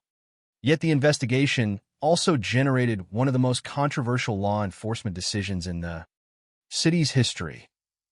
Witnesses who had survived attacks or observed suspicious individuals consistently described the offenders as black males.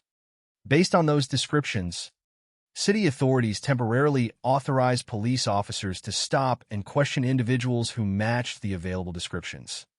The intention, according to investigators, was to identify suspects before additional murders occurred. However, the policy quickly became the subject of intense criticism. Many members of the public argued that the practice unfairly targeted black residents who had no connection whatsoever to the crimes. Community leaders expressed concern that innocent individuals were being subjected to police scrutiny based primarily upon race rather than individualized suspicion. The resulting controversy highlighted one of the most difficult challenges facing law enforcement during major investigations. On one hand, officers possessed witness descriptions that they believed were relevant to identifying dangerous offenders responsible for multiple murders. On the other hand, applying those descriptions broadly risked damaging relationships between police and communities whose cooperation remained essential to solving the case. The tension between public safety and civil liberties became an unavoidable part of Operation Zebra. Investigators sought to stop further killings while simultaneously confronting accusations that their methods contributed to racial profiling. These debates extended beyond police headquarters into neighborhoods, public meetings, and newspaper editorials, reflecting broader questions about justice and equality during a period already marked by significant social tension. Despite the enormous resources committed to Operation Zebra, immediate success remained out of reach. The killers continued to evade capture, preserving the sense of uncertainty that had already transformed daily life across San Francisco. Detectives reviewed evidence repeatedly, compared witness accounts, and followed countless investigative leads. Yet none produced the breakthrough they desperately needed.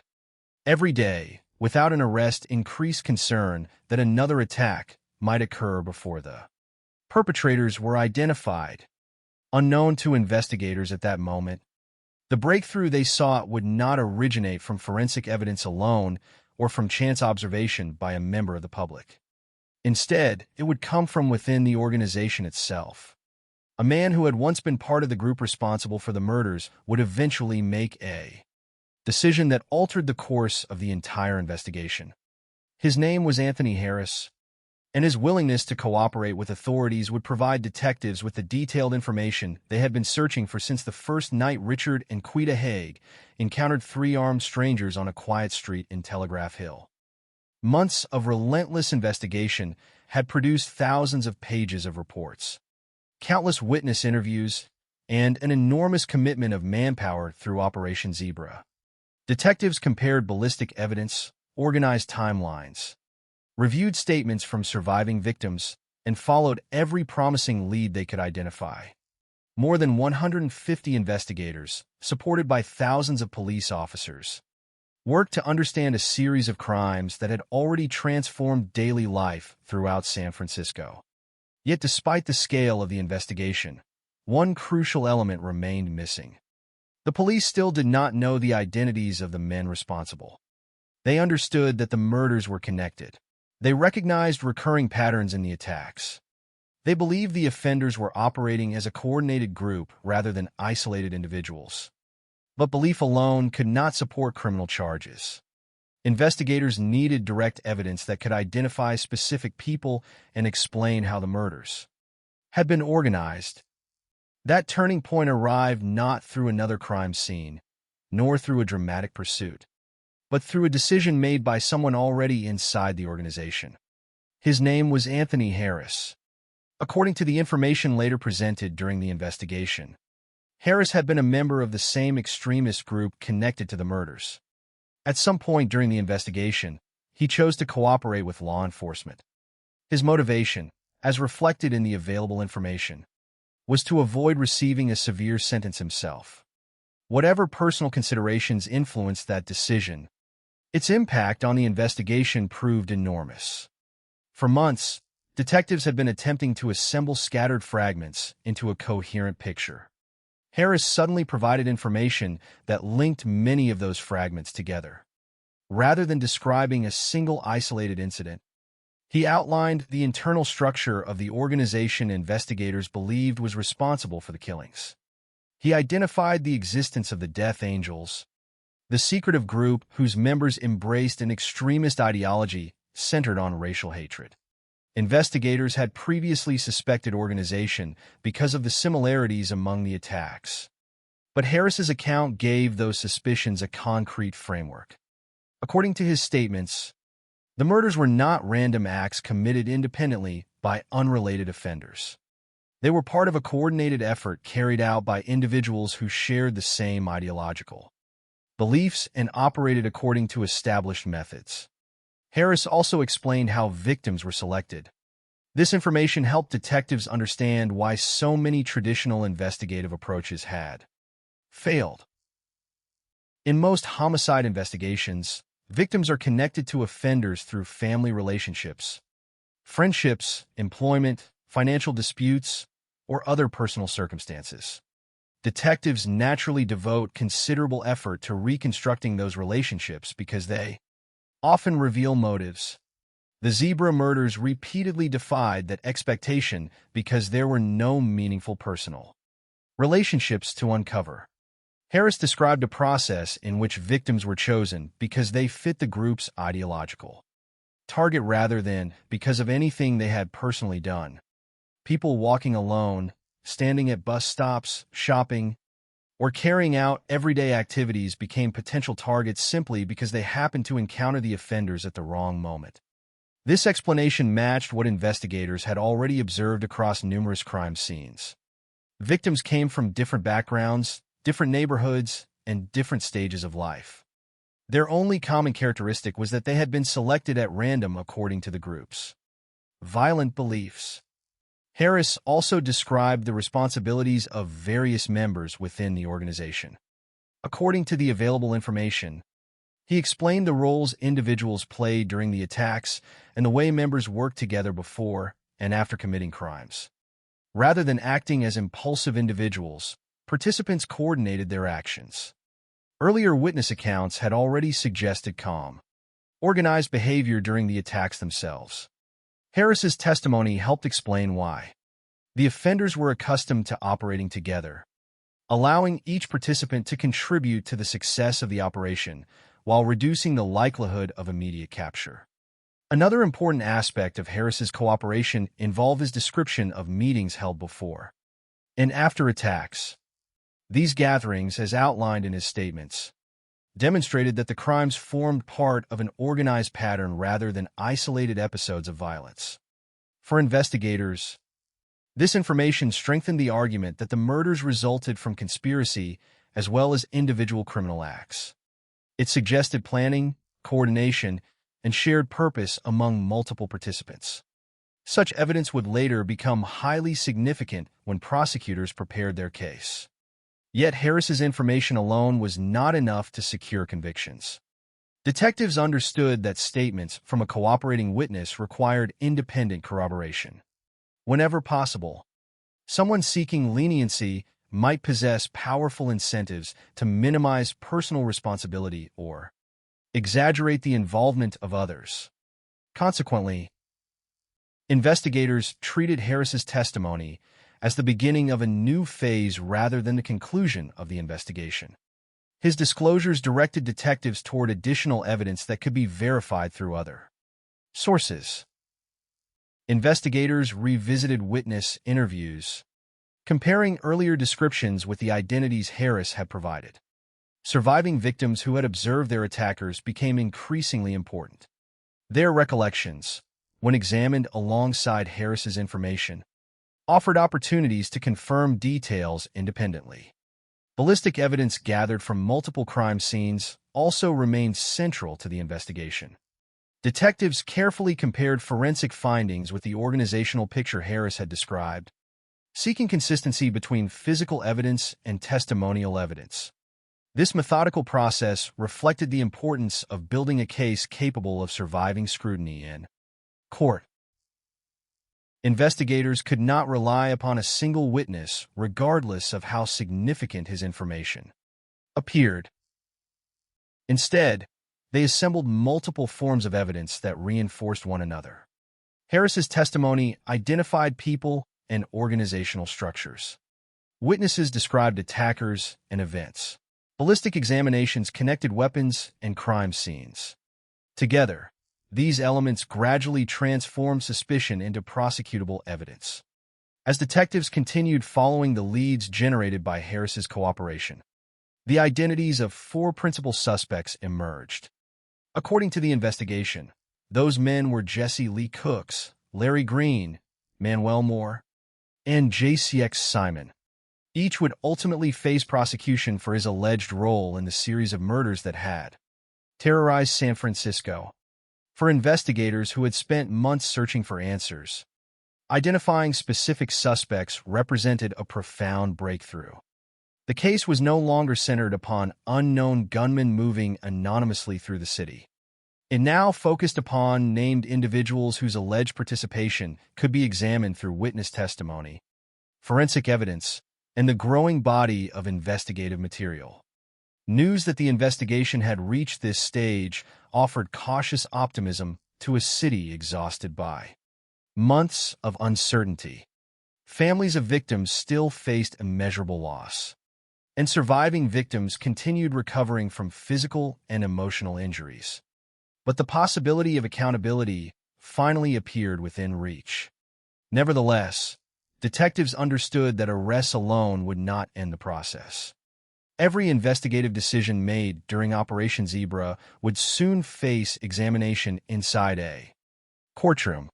Prosecutors would be required to demonstrate not only that murders had occurred, but also that each defendant bore legal responsibility for specific crimes.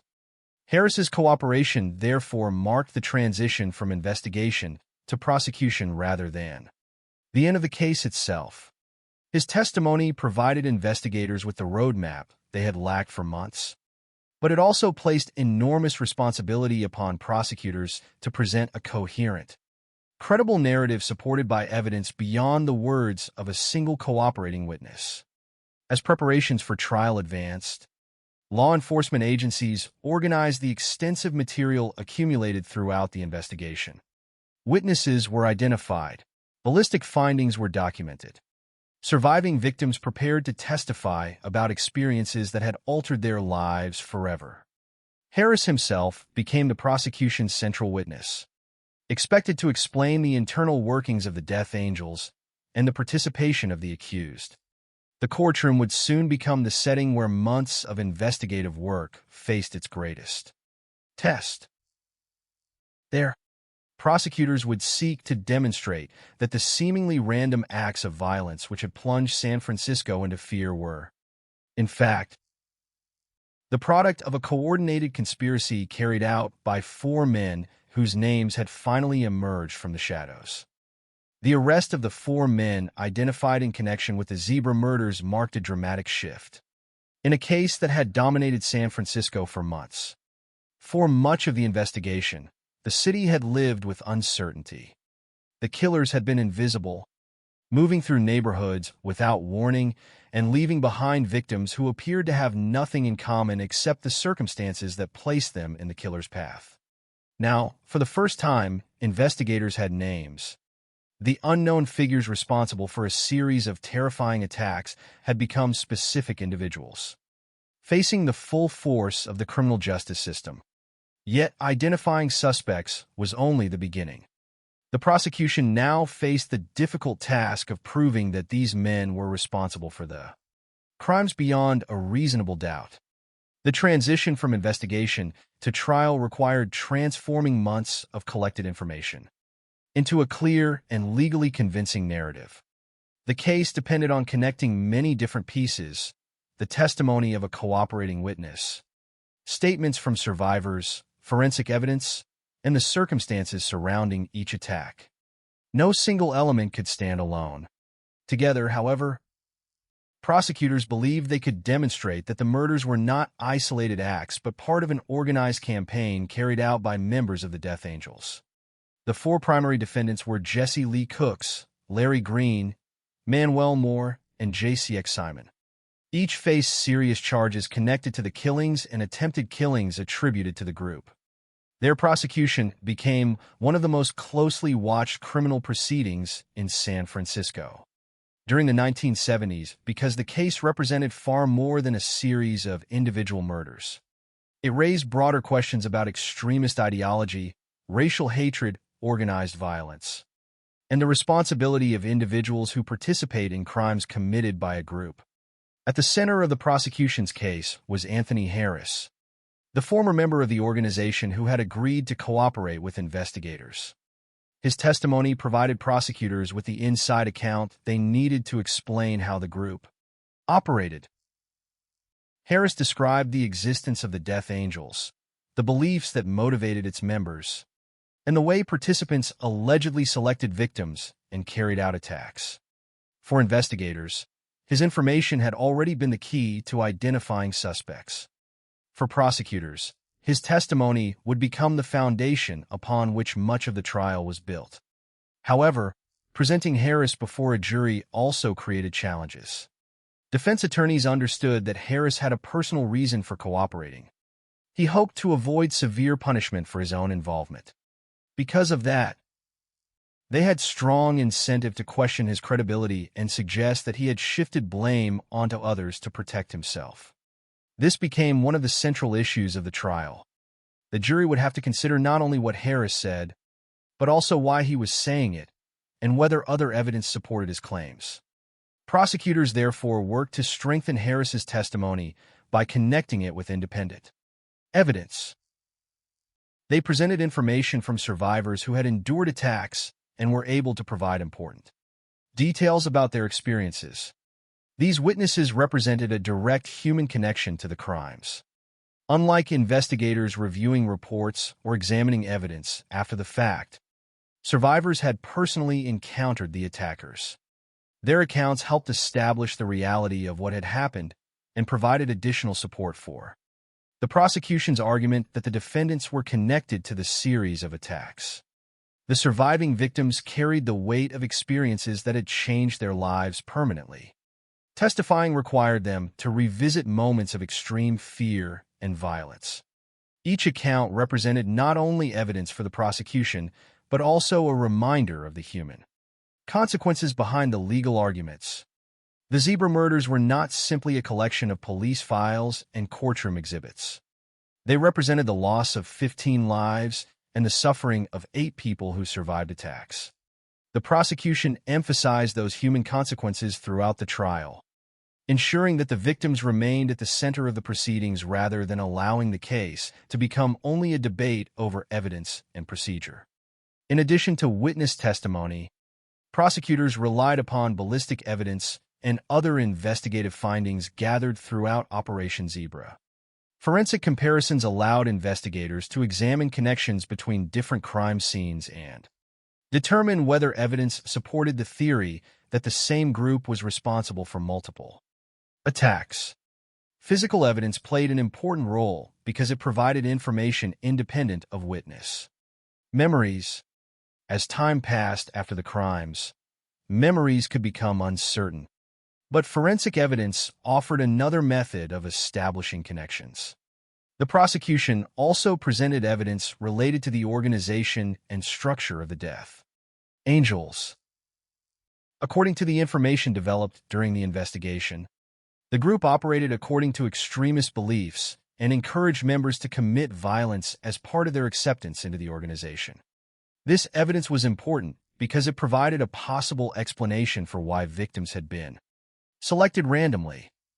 Without understanding the group's ideology, the crimes appeared almost impossible to explain.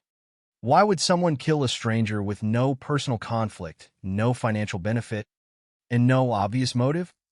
The prosecution argued that the answer was found in the group's beliefs and the way those beliefs were used to justify violence. Throughout the trial, the defense challenged the prosecution's interpretation of events. They questioned the reliability of testimony, examined the methods used during the investigation, and sought to create uncertainty regarding the connection between individual defendants and specific crimes. In any criminal trial, the burden remains on the prosecution to prove guilt rather than on defendants to prove innocence. The Zebra case was no exception. The jury had to determine whether the evidence presented was strong enough to establish individual responsibility. The proceedings lasted for months as both sides examined the extensive material collected during one of San Francisco's largest criminal investigations. Every witness, every piece of evidence, and every argument contributed to a broader attempt to understand what had happened during the months of fear that had gripped the city. The trial also occurred within a complicated social environment. The racial dimensions of the case had already generated controversy during the investigation, particularly because police actions based on witness descriptions had led to accusations of racial profiling.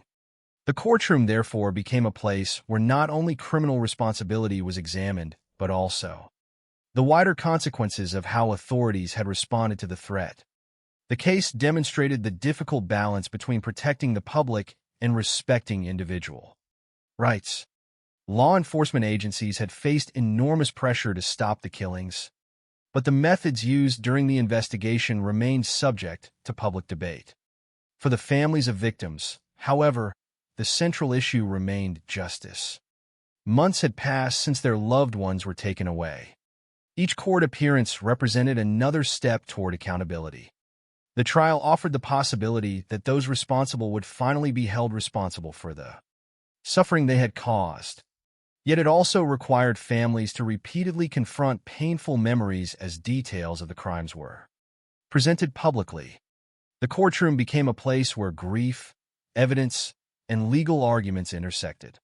By the time the proceedings moved toward their conclusion, prosecutors believed they had successfully established a connection between the defendants and the attacks.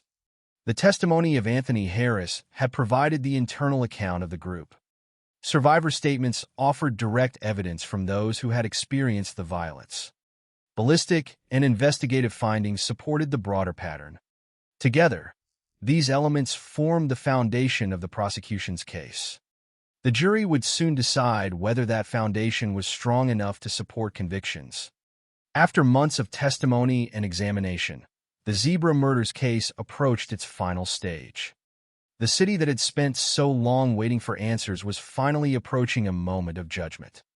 For San Francisco, the verdict would determine not only the fate of 4 defendants, but also whether one of the most frightening criminal campaigns in the city's history would finally reach its legal conclusion.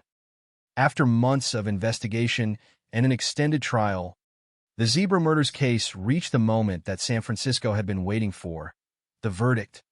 For a city that had spent nearly 3 years living with the memory of random attacks, unanswered questions, and constant fear, the conclusion of the trial represented more than a legal decision. It was the final stage of a painful search for accountability. Behind every piece of evidence presented in court were real lives that had been permanently changed. 15 people had lost their lives. 8 others had survived violent attacks and carried the physical and emotional consequences with them. Families had spent years waiting to hear whether the individuals accused of destroying their lives would be held responsible. The trial had transformed months of investigation into a public examination of how the murders were committed, why they occurred, and who was responsible. The prosecution had built its case around several major elements. At the center was Anthony Harris, whose cooperation had provided investigators with the breakthrough they desperately needed. Without his testimony, the internal structure of the Death Angels and the identities of the suspected participants might never have been revealed. Harris explained the organization's beliefs, described how members operated, and identified the individuals he said were involved in the attacks. His testimony provided the connection between the crimes and the accused men. However, the prosecution understood that Harris's credibility would be heavily questioned. A cooperating witness who receives consideration from authorities is always examined carefully, because the possibility exists that the witness may attempt to reduce personal responsibility or shift blame onto others. For that reason, prosecutors did not rely only on Harris's statements. They presented additional evidence intended to support his account and demonstrate that his information matched other investigative findings. Survivor testimony represented another critical part of the prosecution's argument. Those who survived attacks became some of the most important voices in the courtroom. Their experiences provided jurors with direct accounts of the violence attributed to the defendants. These witnesses were not simply describing events from reports or investigations. They were recounting moments when they personally encountered the attackers and narrowly survived. Their testimony carried the emotional weight of people who had experienced the terror that had spread throughout San Francisco. Each account reinforced the reality that the case involved real victims rather than only legal arguments. The prosecution also presented evidence gathered during Operation Zebra, including ballistic information and investigative findings that connected different incidents. The importance of this evidence was that it provided support beyond individual memories. Witness recollections can be powerful, but physical evidence offers another method of establishing connections between crimes.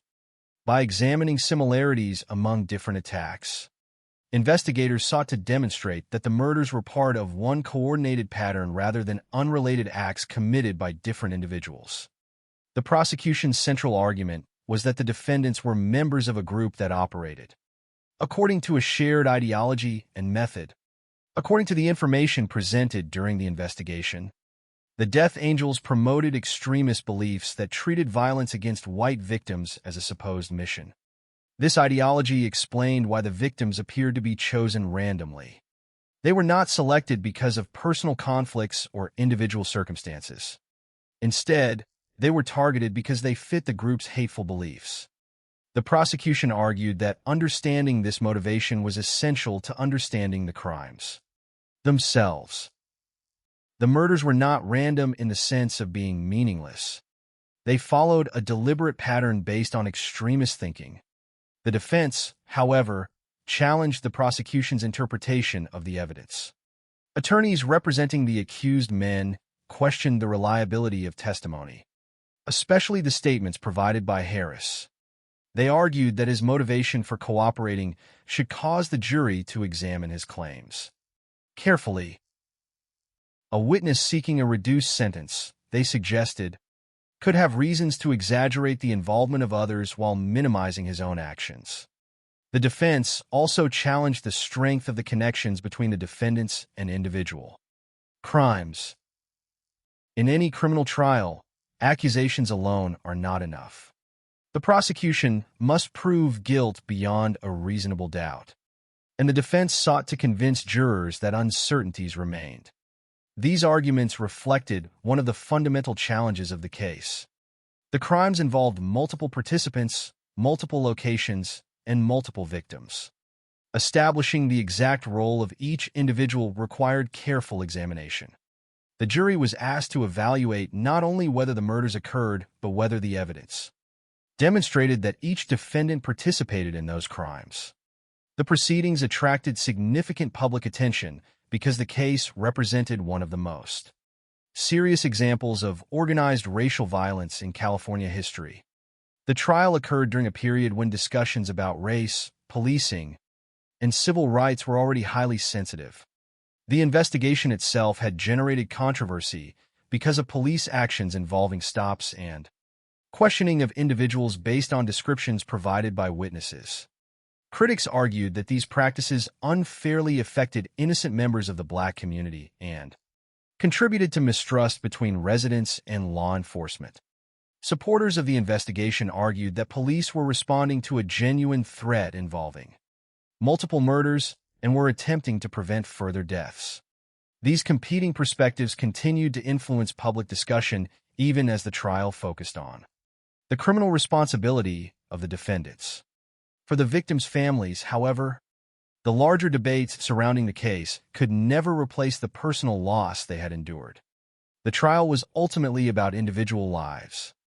Behind every charge were names, families, memories, and futures that had been permanently altered. Quita Haig was not simply an early victim in a criminal timeline. She was a person whose life ended violently, leaving behind loved ones forced to continue without her. The same was true for every person killed during the series of attacks. Their stories represented the human cost of the crimes and served as a reminder that the case was not only about identifying offenders, but also about recognizing those who suffered because of their actions. After months of testimony, the jury reached its decision in 1976. The four defendants, Jesse Lee Cooks, Larry Green, Manuel Moore, and JCX Simon, were found guilty of multiple charges, including first-degree murder and conspiracy to commit murder.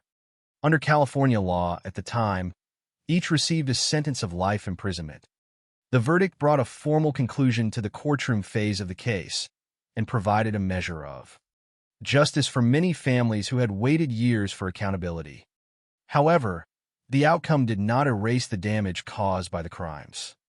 The deaths could not be reversed. Survivors could not return to the lives they had before the attacks.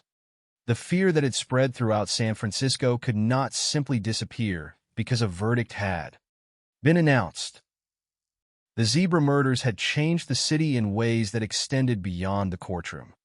The case left behind lasting discussions about extremist violence, the dangers of racial hatred, and the challenges faced by law enforcement during major investigations.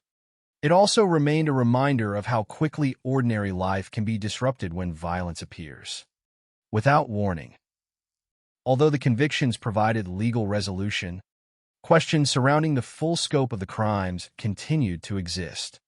The officially recognized number of victims remained 15 people killed and 8 injured, but some investigators and authors suggested that the group may have been connected to additional crimes. Those possibilities were never proven in court, and the exact extent of the organization's activities remained a subject of debate. What was certain was that the crimes already confirmed represented one of the darkest chapters in San Francisco's history. The zebra murders demonstrated how a small group of individuals driven by extremist beliefs could create fear throughout an entire city. They showed how random violence can be uniquely destructive because it attacks not only individuals, but also a community's sense of security. And they revealed the difficult balance between the need to protect citizens and the responsibility to preserve justice and civil rights. Years after the final verdict, the case remained a powerful example of the consequences of hatred transformed into action. The victims were remembered not because of the circumstances of their deaths, but because they were ordinary people whose lives mattered. Their stories remain at the center of the zebra murders, reminding future generations that behind every criminal case are human beings whose voices deserve to be heard. The conclusion of the zebra murders trial brought legal closure to one of the most disturbing criminal cases in San Francisco's history. But the impact of the crimes continued long after the courtroom proceedings ended. A verdict could determine the fate of the defendants, but it could not restore the lives lost during the months of violence between October 1973 and April 1974. The families of the victims were left with memories of loved ones whose lives had ended without warning. Survivors carried the lasting effects of attacks that had transformed ordinary moments into traumatic experiences, and the city itself was left to confront difficult questions about violence, fear, justice, and the consequences of extremist beliefs. The zebra murders remained a case that extended beyond the crimes themselves. It became a reflection of the social tensions of the era and a reminder of the challenges involved when law enforcement attempts to respond to threats while protecting the rights of the community. For San Francisco residents who had lived through the attacks, the memory of fear did not disappear immediately after the convictions. The murders had changed the way many people viewed public spaces. Streets, sidewalks, bus stops, and neighborhood businesses had once been places associated with ordinary routines.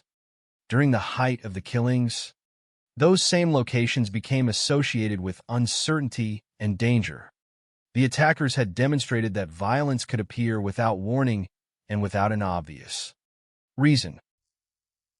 Unlike crimes where victims and offenders have some prior relationship, the zebra murders created a unique psychological burden because there was no clear way for people to predict or prevent becoming targets.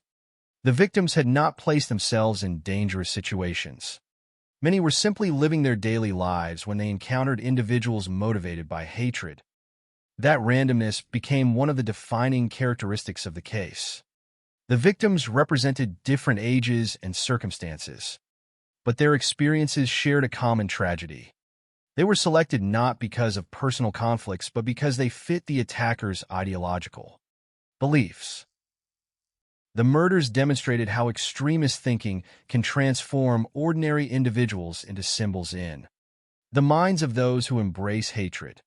The attackers did not see their victims as people with families, histories, and personal identities. Instead, they viewed them through the distorted perspective of their ideology. The consequences of that thinking were devastating. The case also left a lasting impact because of the controversy surrounding parts of the police response.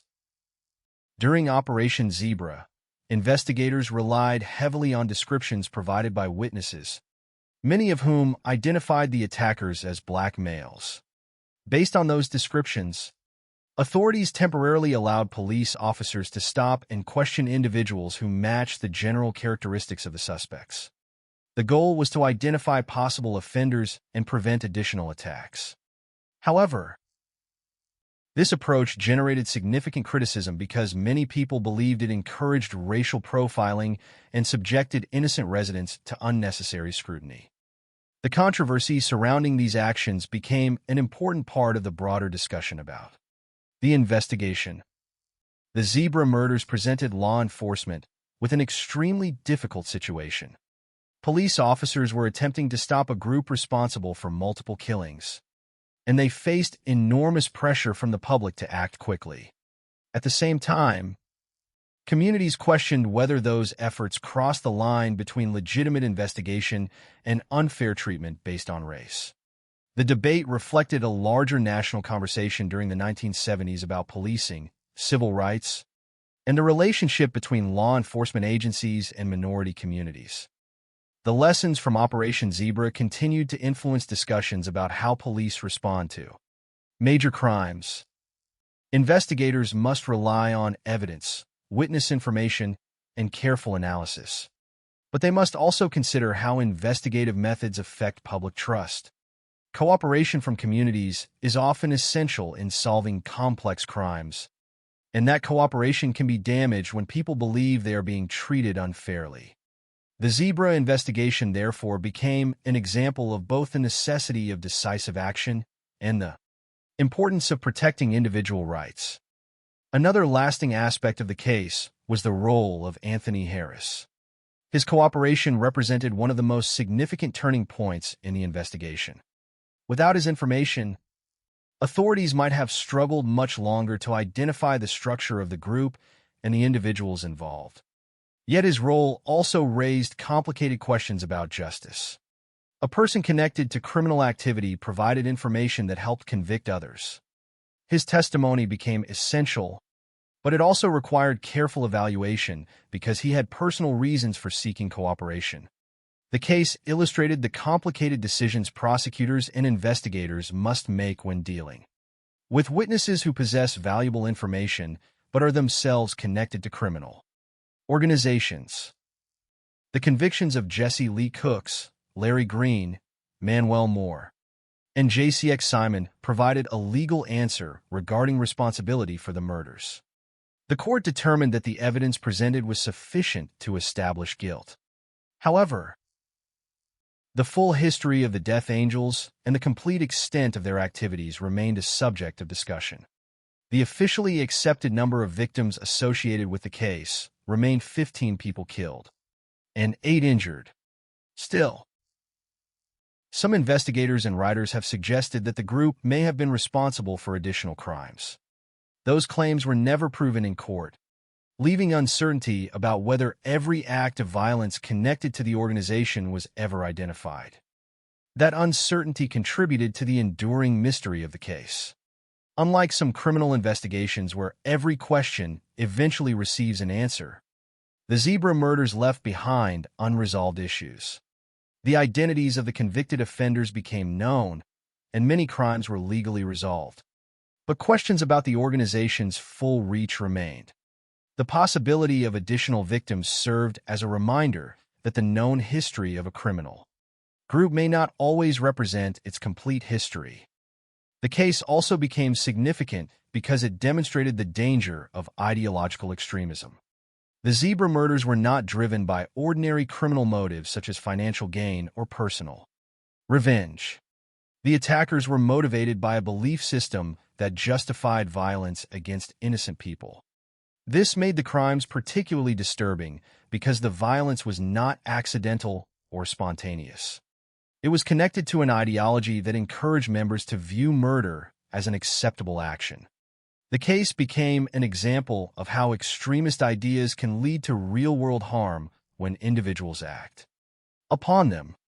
For the families of the victims, however, the larger historical significance of the case could never replace their personal losses. Public discussions about ideology, investigation methods, and criminal justice all existed alongside private grief. Each victim represented more than a statistic. They were parents, spouses, relatives, friends, and members of a community. Their deaths affected people who continued living with the absence created by those crimes. Remembering the Zebra murders requires keeping those victims at the center of the story. The case is often discussed because of the killers, the investigation, and the controversy surrounding Operation Zebra. But the most important part of the history remains the people whose lives were taken and those who survived. Their experiences reveal the true cost of violence. Decades later, the Zebra murders continue to serve as a warning about the consequences of hatred, the importance of careful investigation, and the responsibility of society to protect both public safety and individual rights. The case remains one of California's most serious examples of crimes motivated by racial hatred. It showed how quickly fear can spread through a city when violence appears unpredictable. And it demonstrated the lasting damage caused when extremist beliefs are turned into action. The story of the zebra murders is ultimately not only about the people who committed the crimes. It is about the victims who were lost, the survivors who endured, the investigators who searched for answers, and a city forced to confront the darkest side of human behavior. The legal process eventually brought convictions, but the memory of what happened remains a reminder that justice is not only about punishment. It is also about understanding, remembering, and ensuring that the lives lost are never reduced to numbers in a case file. The zebra murders remain one of the most disturbing chapters in the criminal history of San Francisco, not only because of the number of lives lost, but because of the fear and uncertainty that surrounded the city during the months when the attacks occurred. The crimes represented something especially frightening for the public: violence without warning, without personal connection, and without any obvious way to protect oneself. The victims were not involved in conflicts with their attackers. They were not targeted because of disputes, money, or revenge. They were ordinary people whose lives intersected briefly with individuals who had embraced an extremist ideology. That reality became the foundation of the lasting impact of the case. Decades later, the zebra murders continue to be remembered as an example of how hatred can transform into organized violence and how the consequences of such violence extend far beyond the immediate victims. The period between October 1973 and April 1974 changed the emotional atmosphere of San Francisco. Before the attacks, residents moved through their neighborhoods with the ordinary confidence that comes from familiarity. People walked home from social gatherings, visited local businesses, waited for public transportation, and completed daily errands without expecting danger. The zebra murders disrupted that sense of normal life. The randomness of the attacks created a fear that was difficult to escape because there was no clear pattern from a victim's perspective. A person could not simply avoid a specific location or behavior and feel completely safe. The danger appeared to exist anywhere and at any time. This psychological impact was one of the most significant consequences of the crimes. Fear does not only come from the act of violence itself. It also comes from uncertainty. When people understand why something happened, they often believe they can avoid similar circumstances in the future. But the victims of the zebra murders appeared to be chosen based on the attacker's ideology rather than any action they had taken. This made the threat feel unpredictable and uncontrollable. The attacks affected not only those directly involved, but an entire city that began questioning the safety of everyday routines.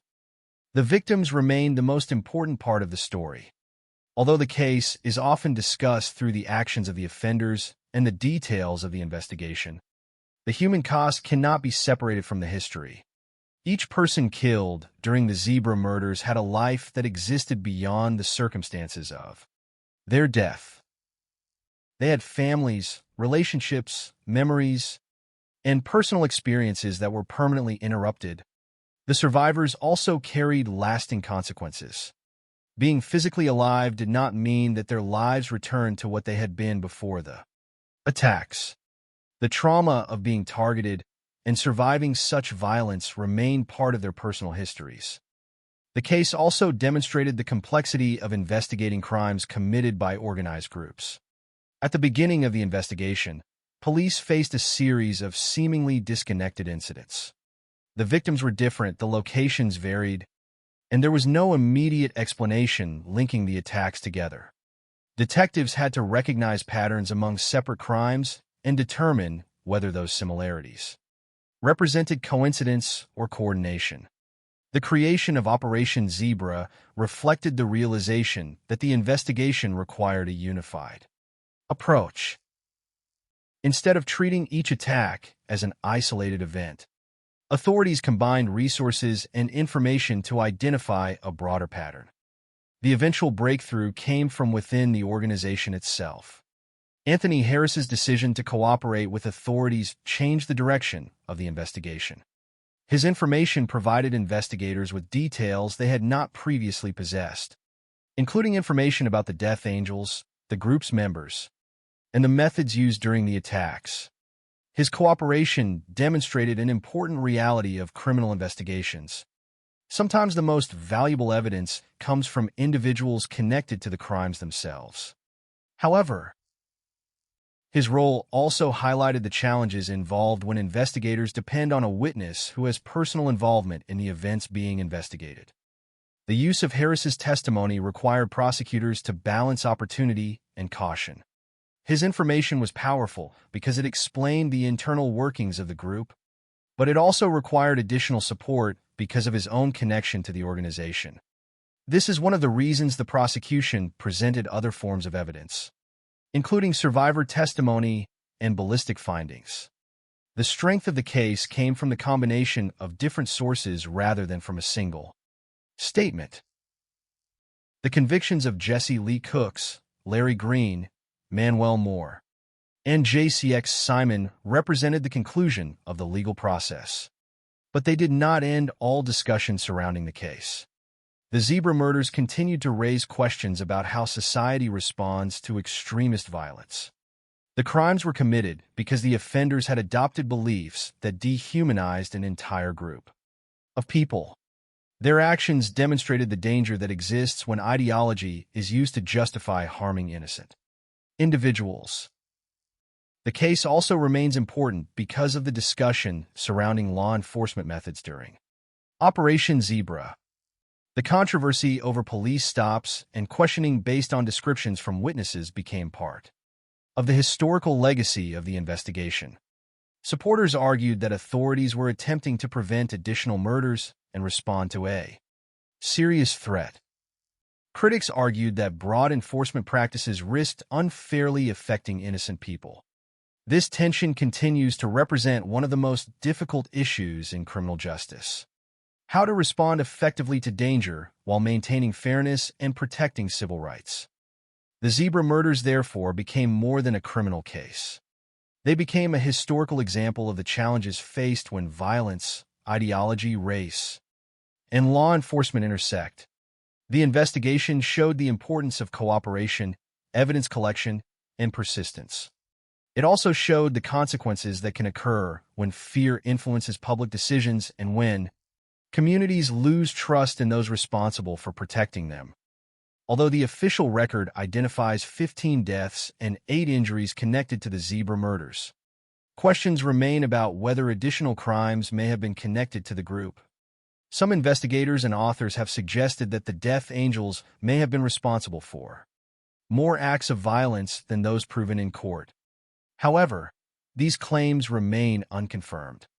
The distinction between proven facts and speculation is important because historical understanding depends on separating evidence from assumption.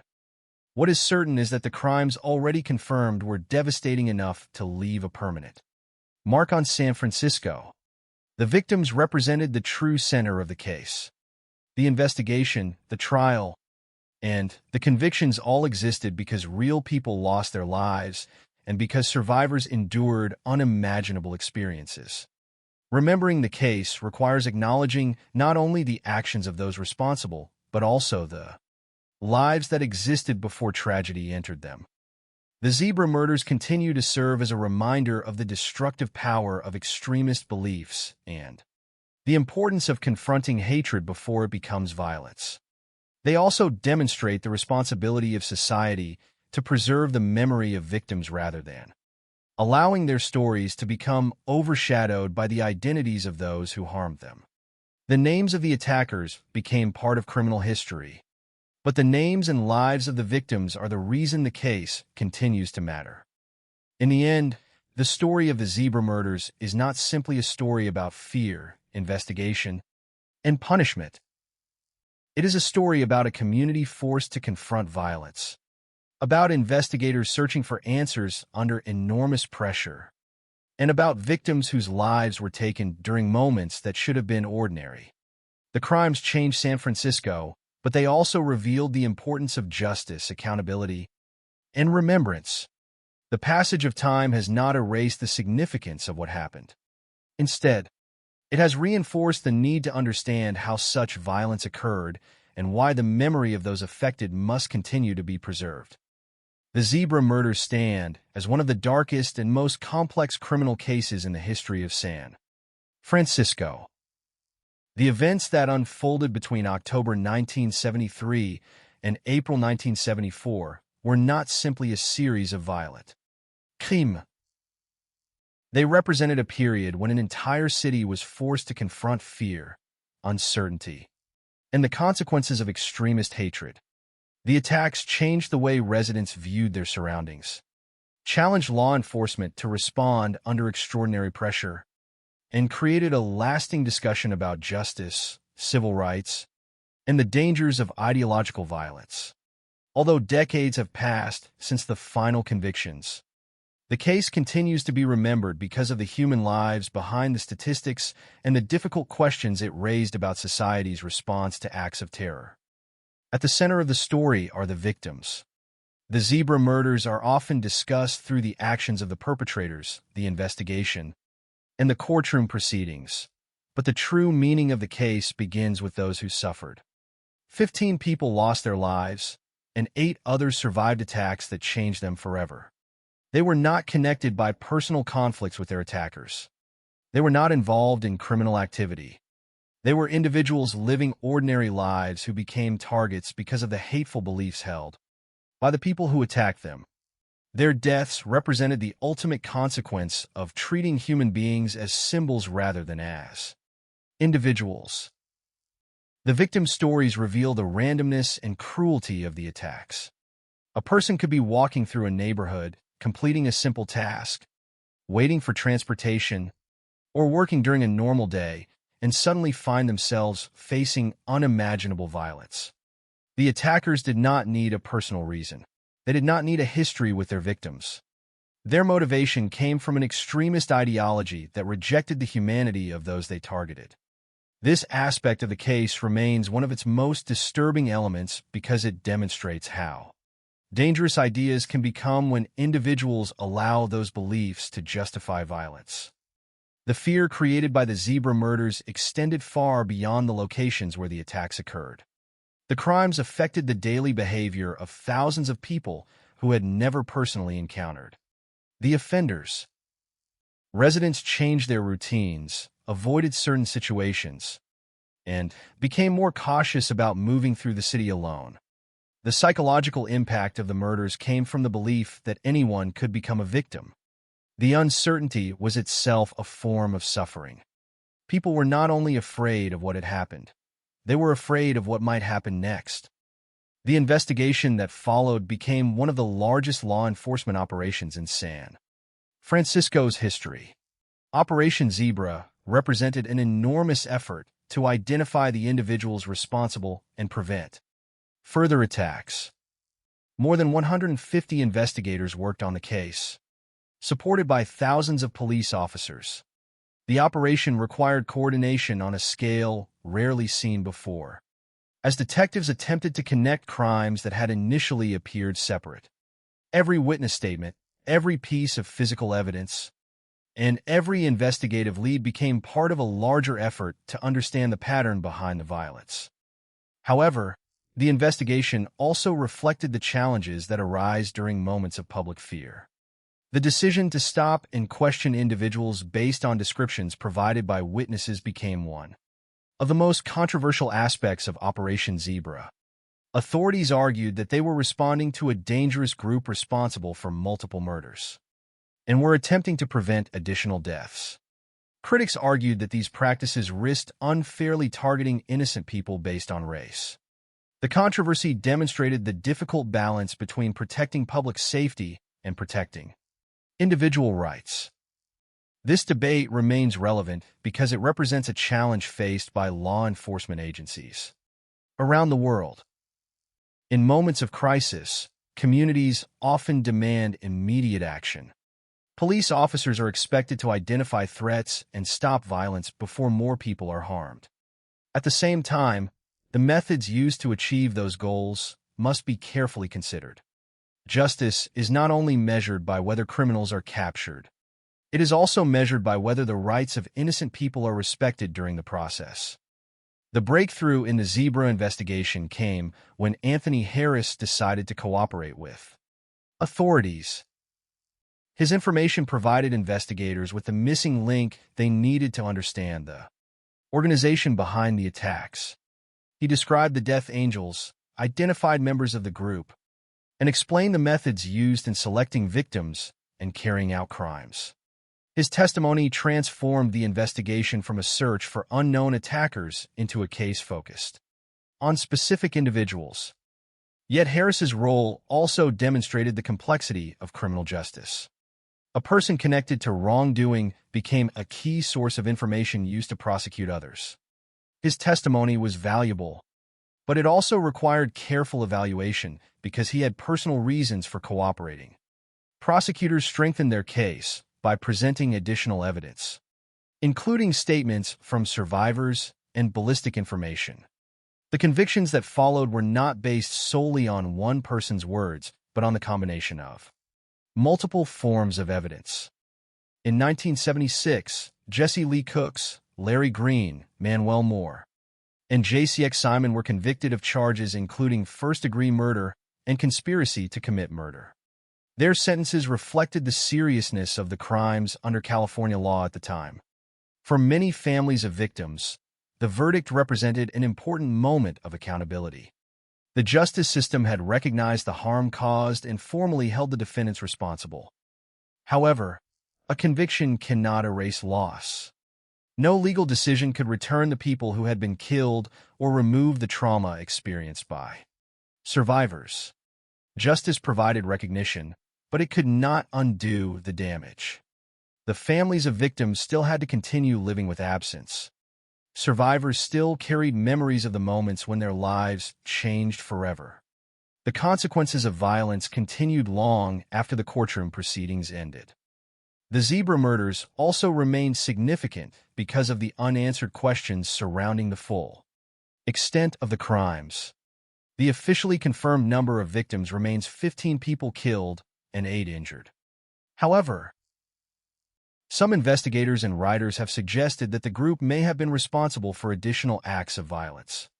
Those claims have never been proven in court, and the exact scope of the organization's activities remains uncertain. This uncertainty contributes to the lasting mystery of the case. What is undeniable is the seriousness of the crimes that were proven.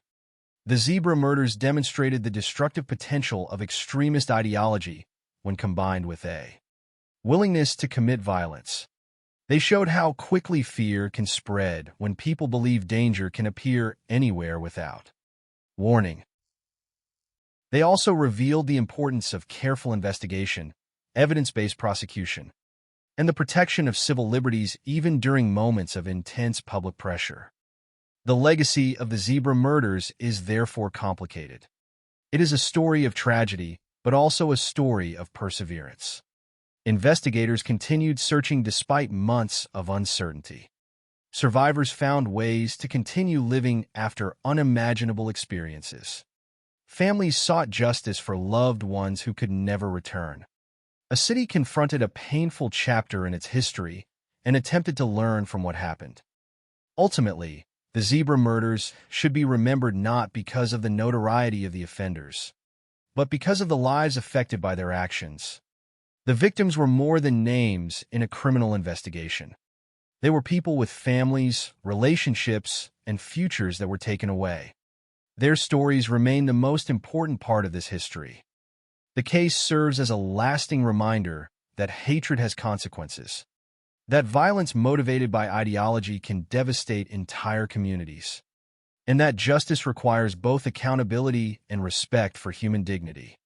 The passage of time has not diminished the importance of remembering what happened in San Francisco during those frightening months.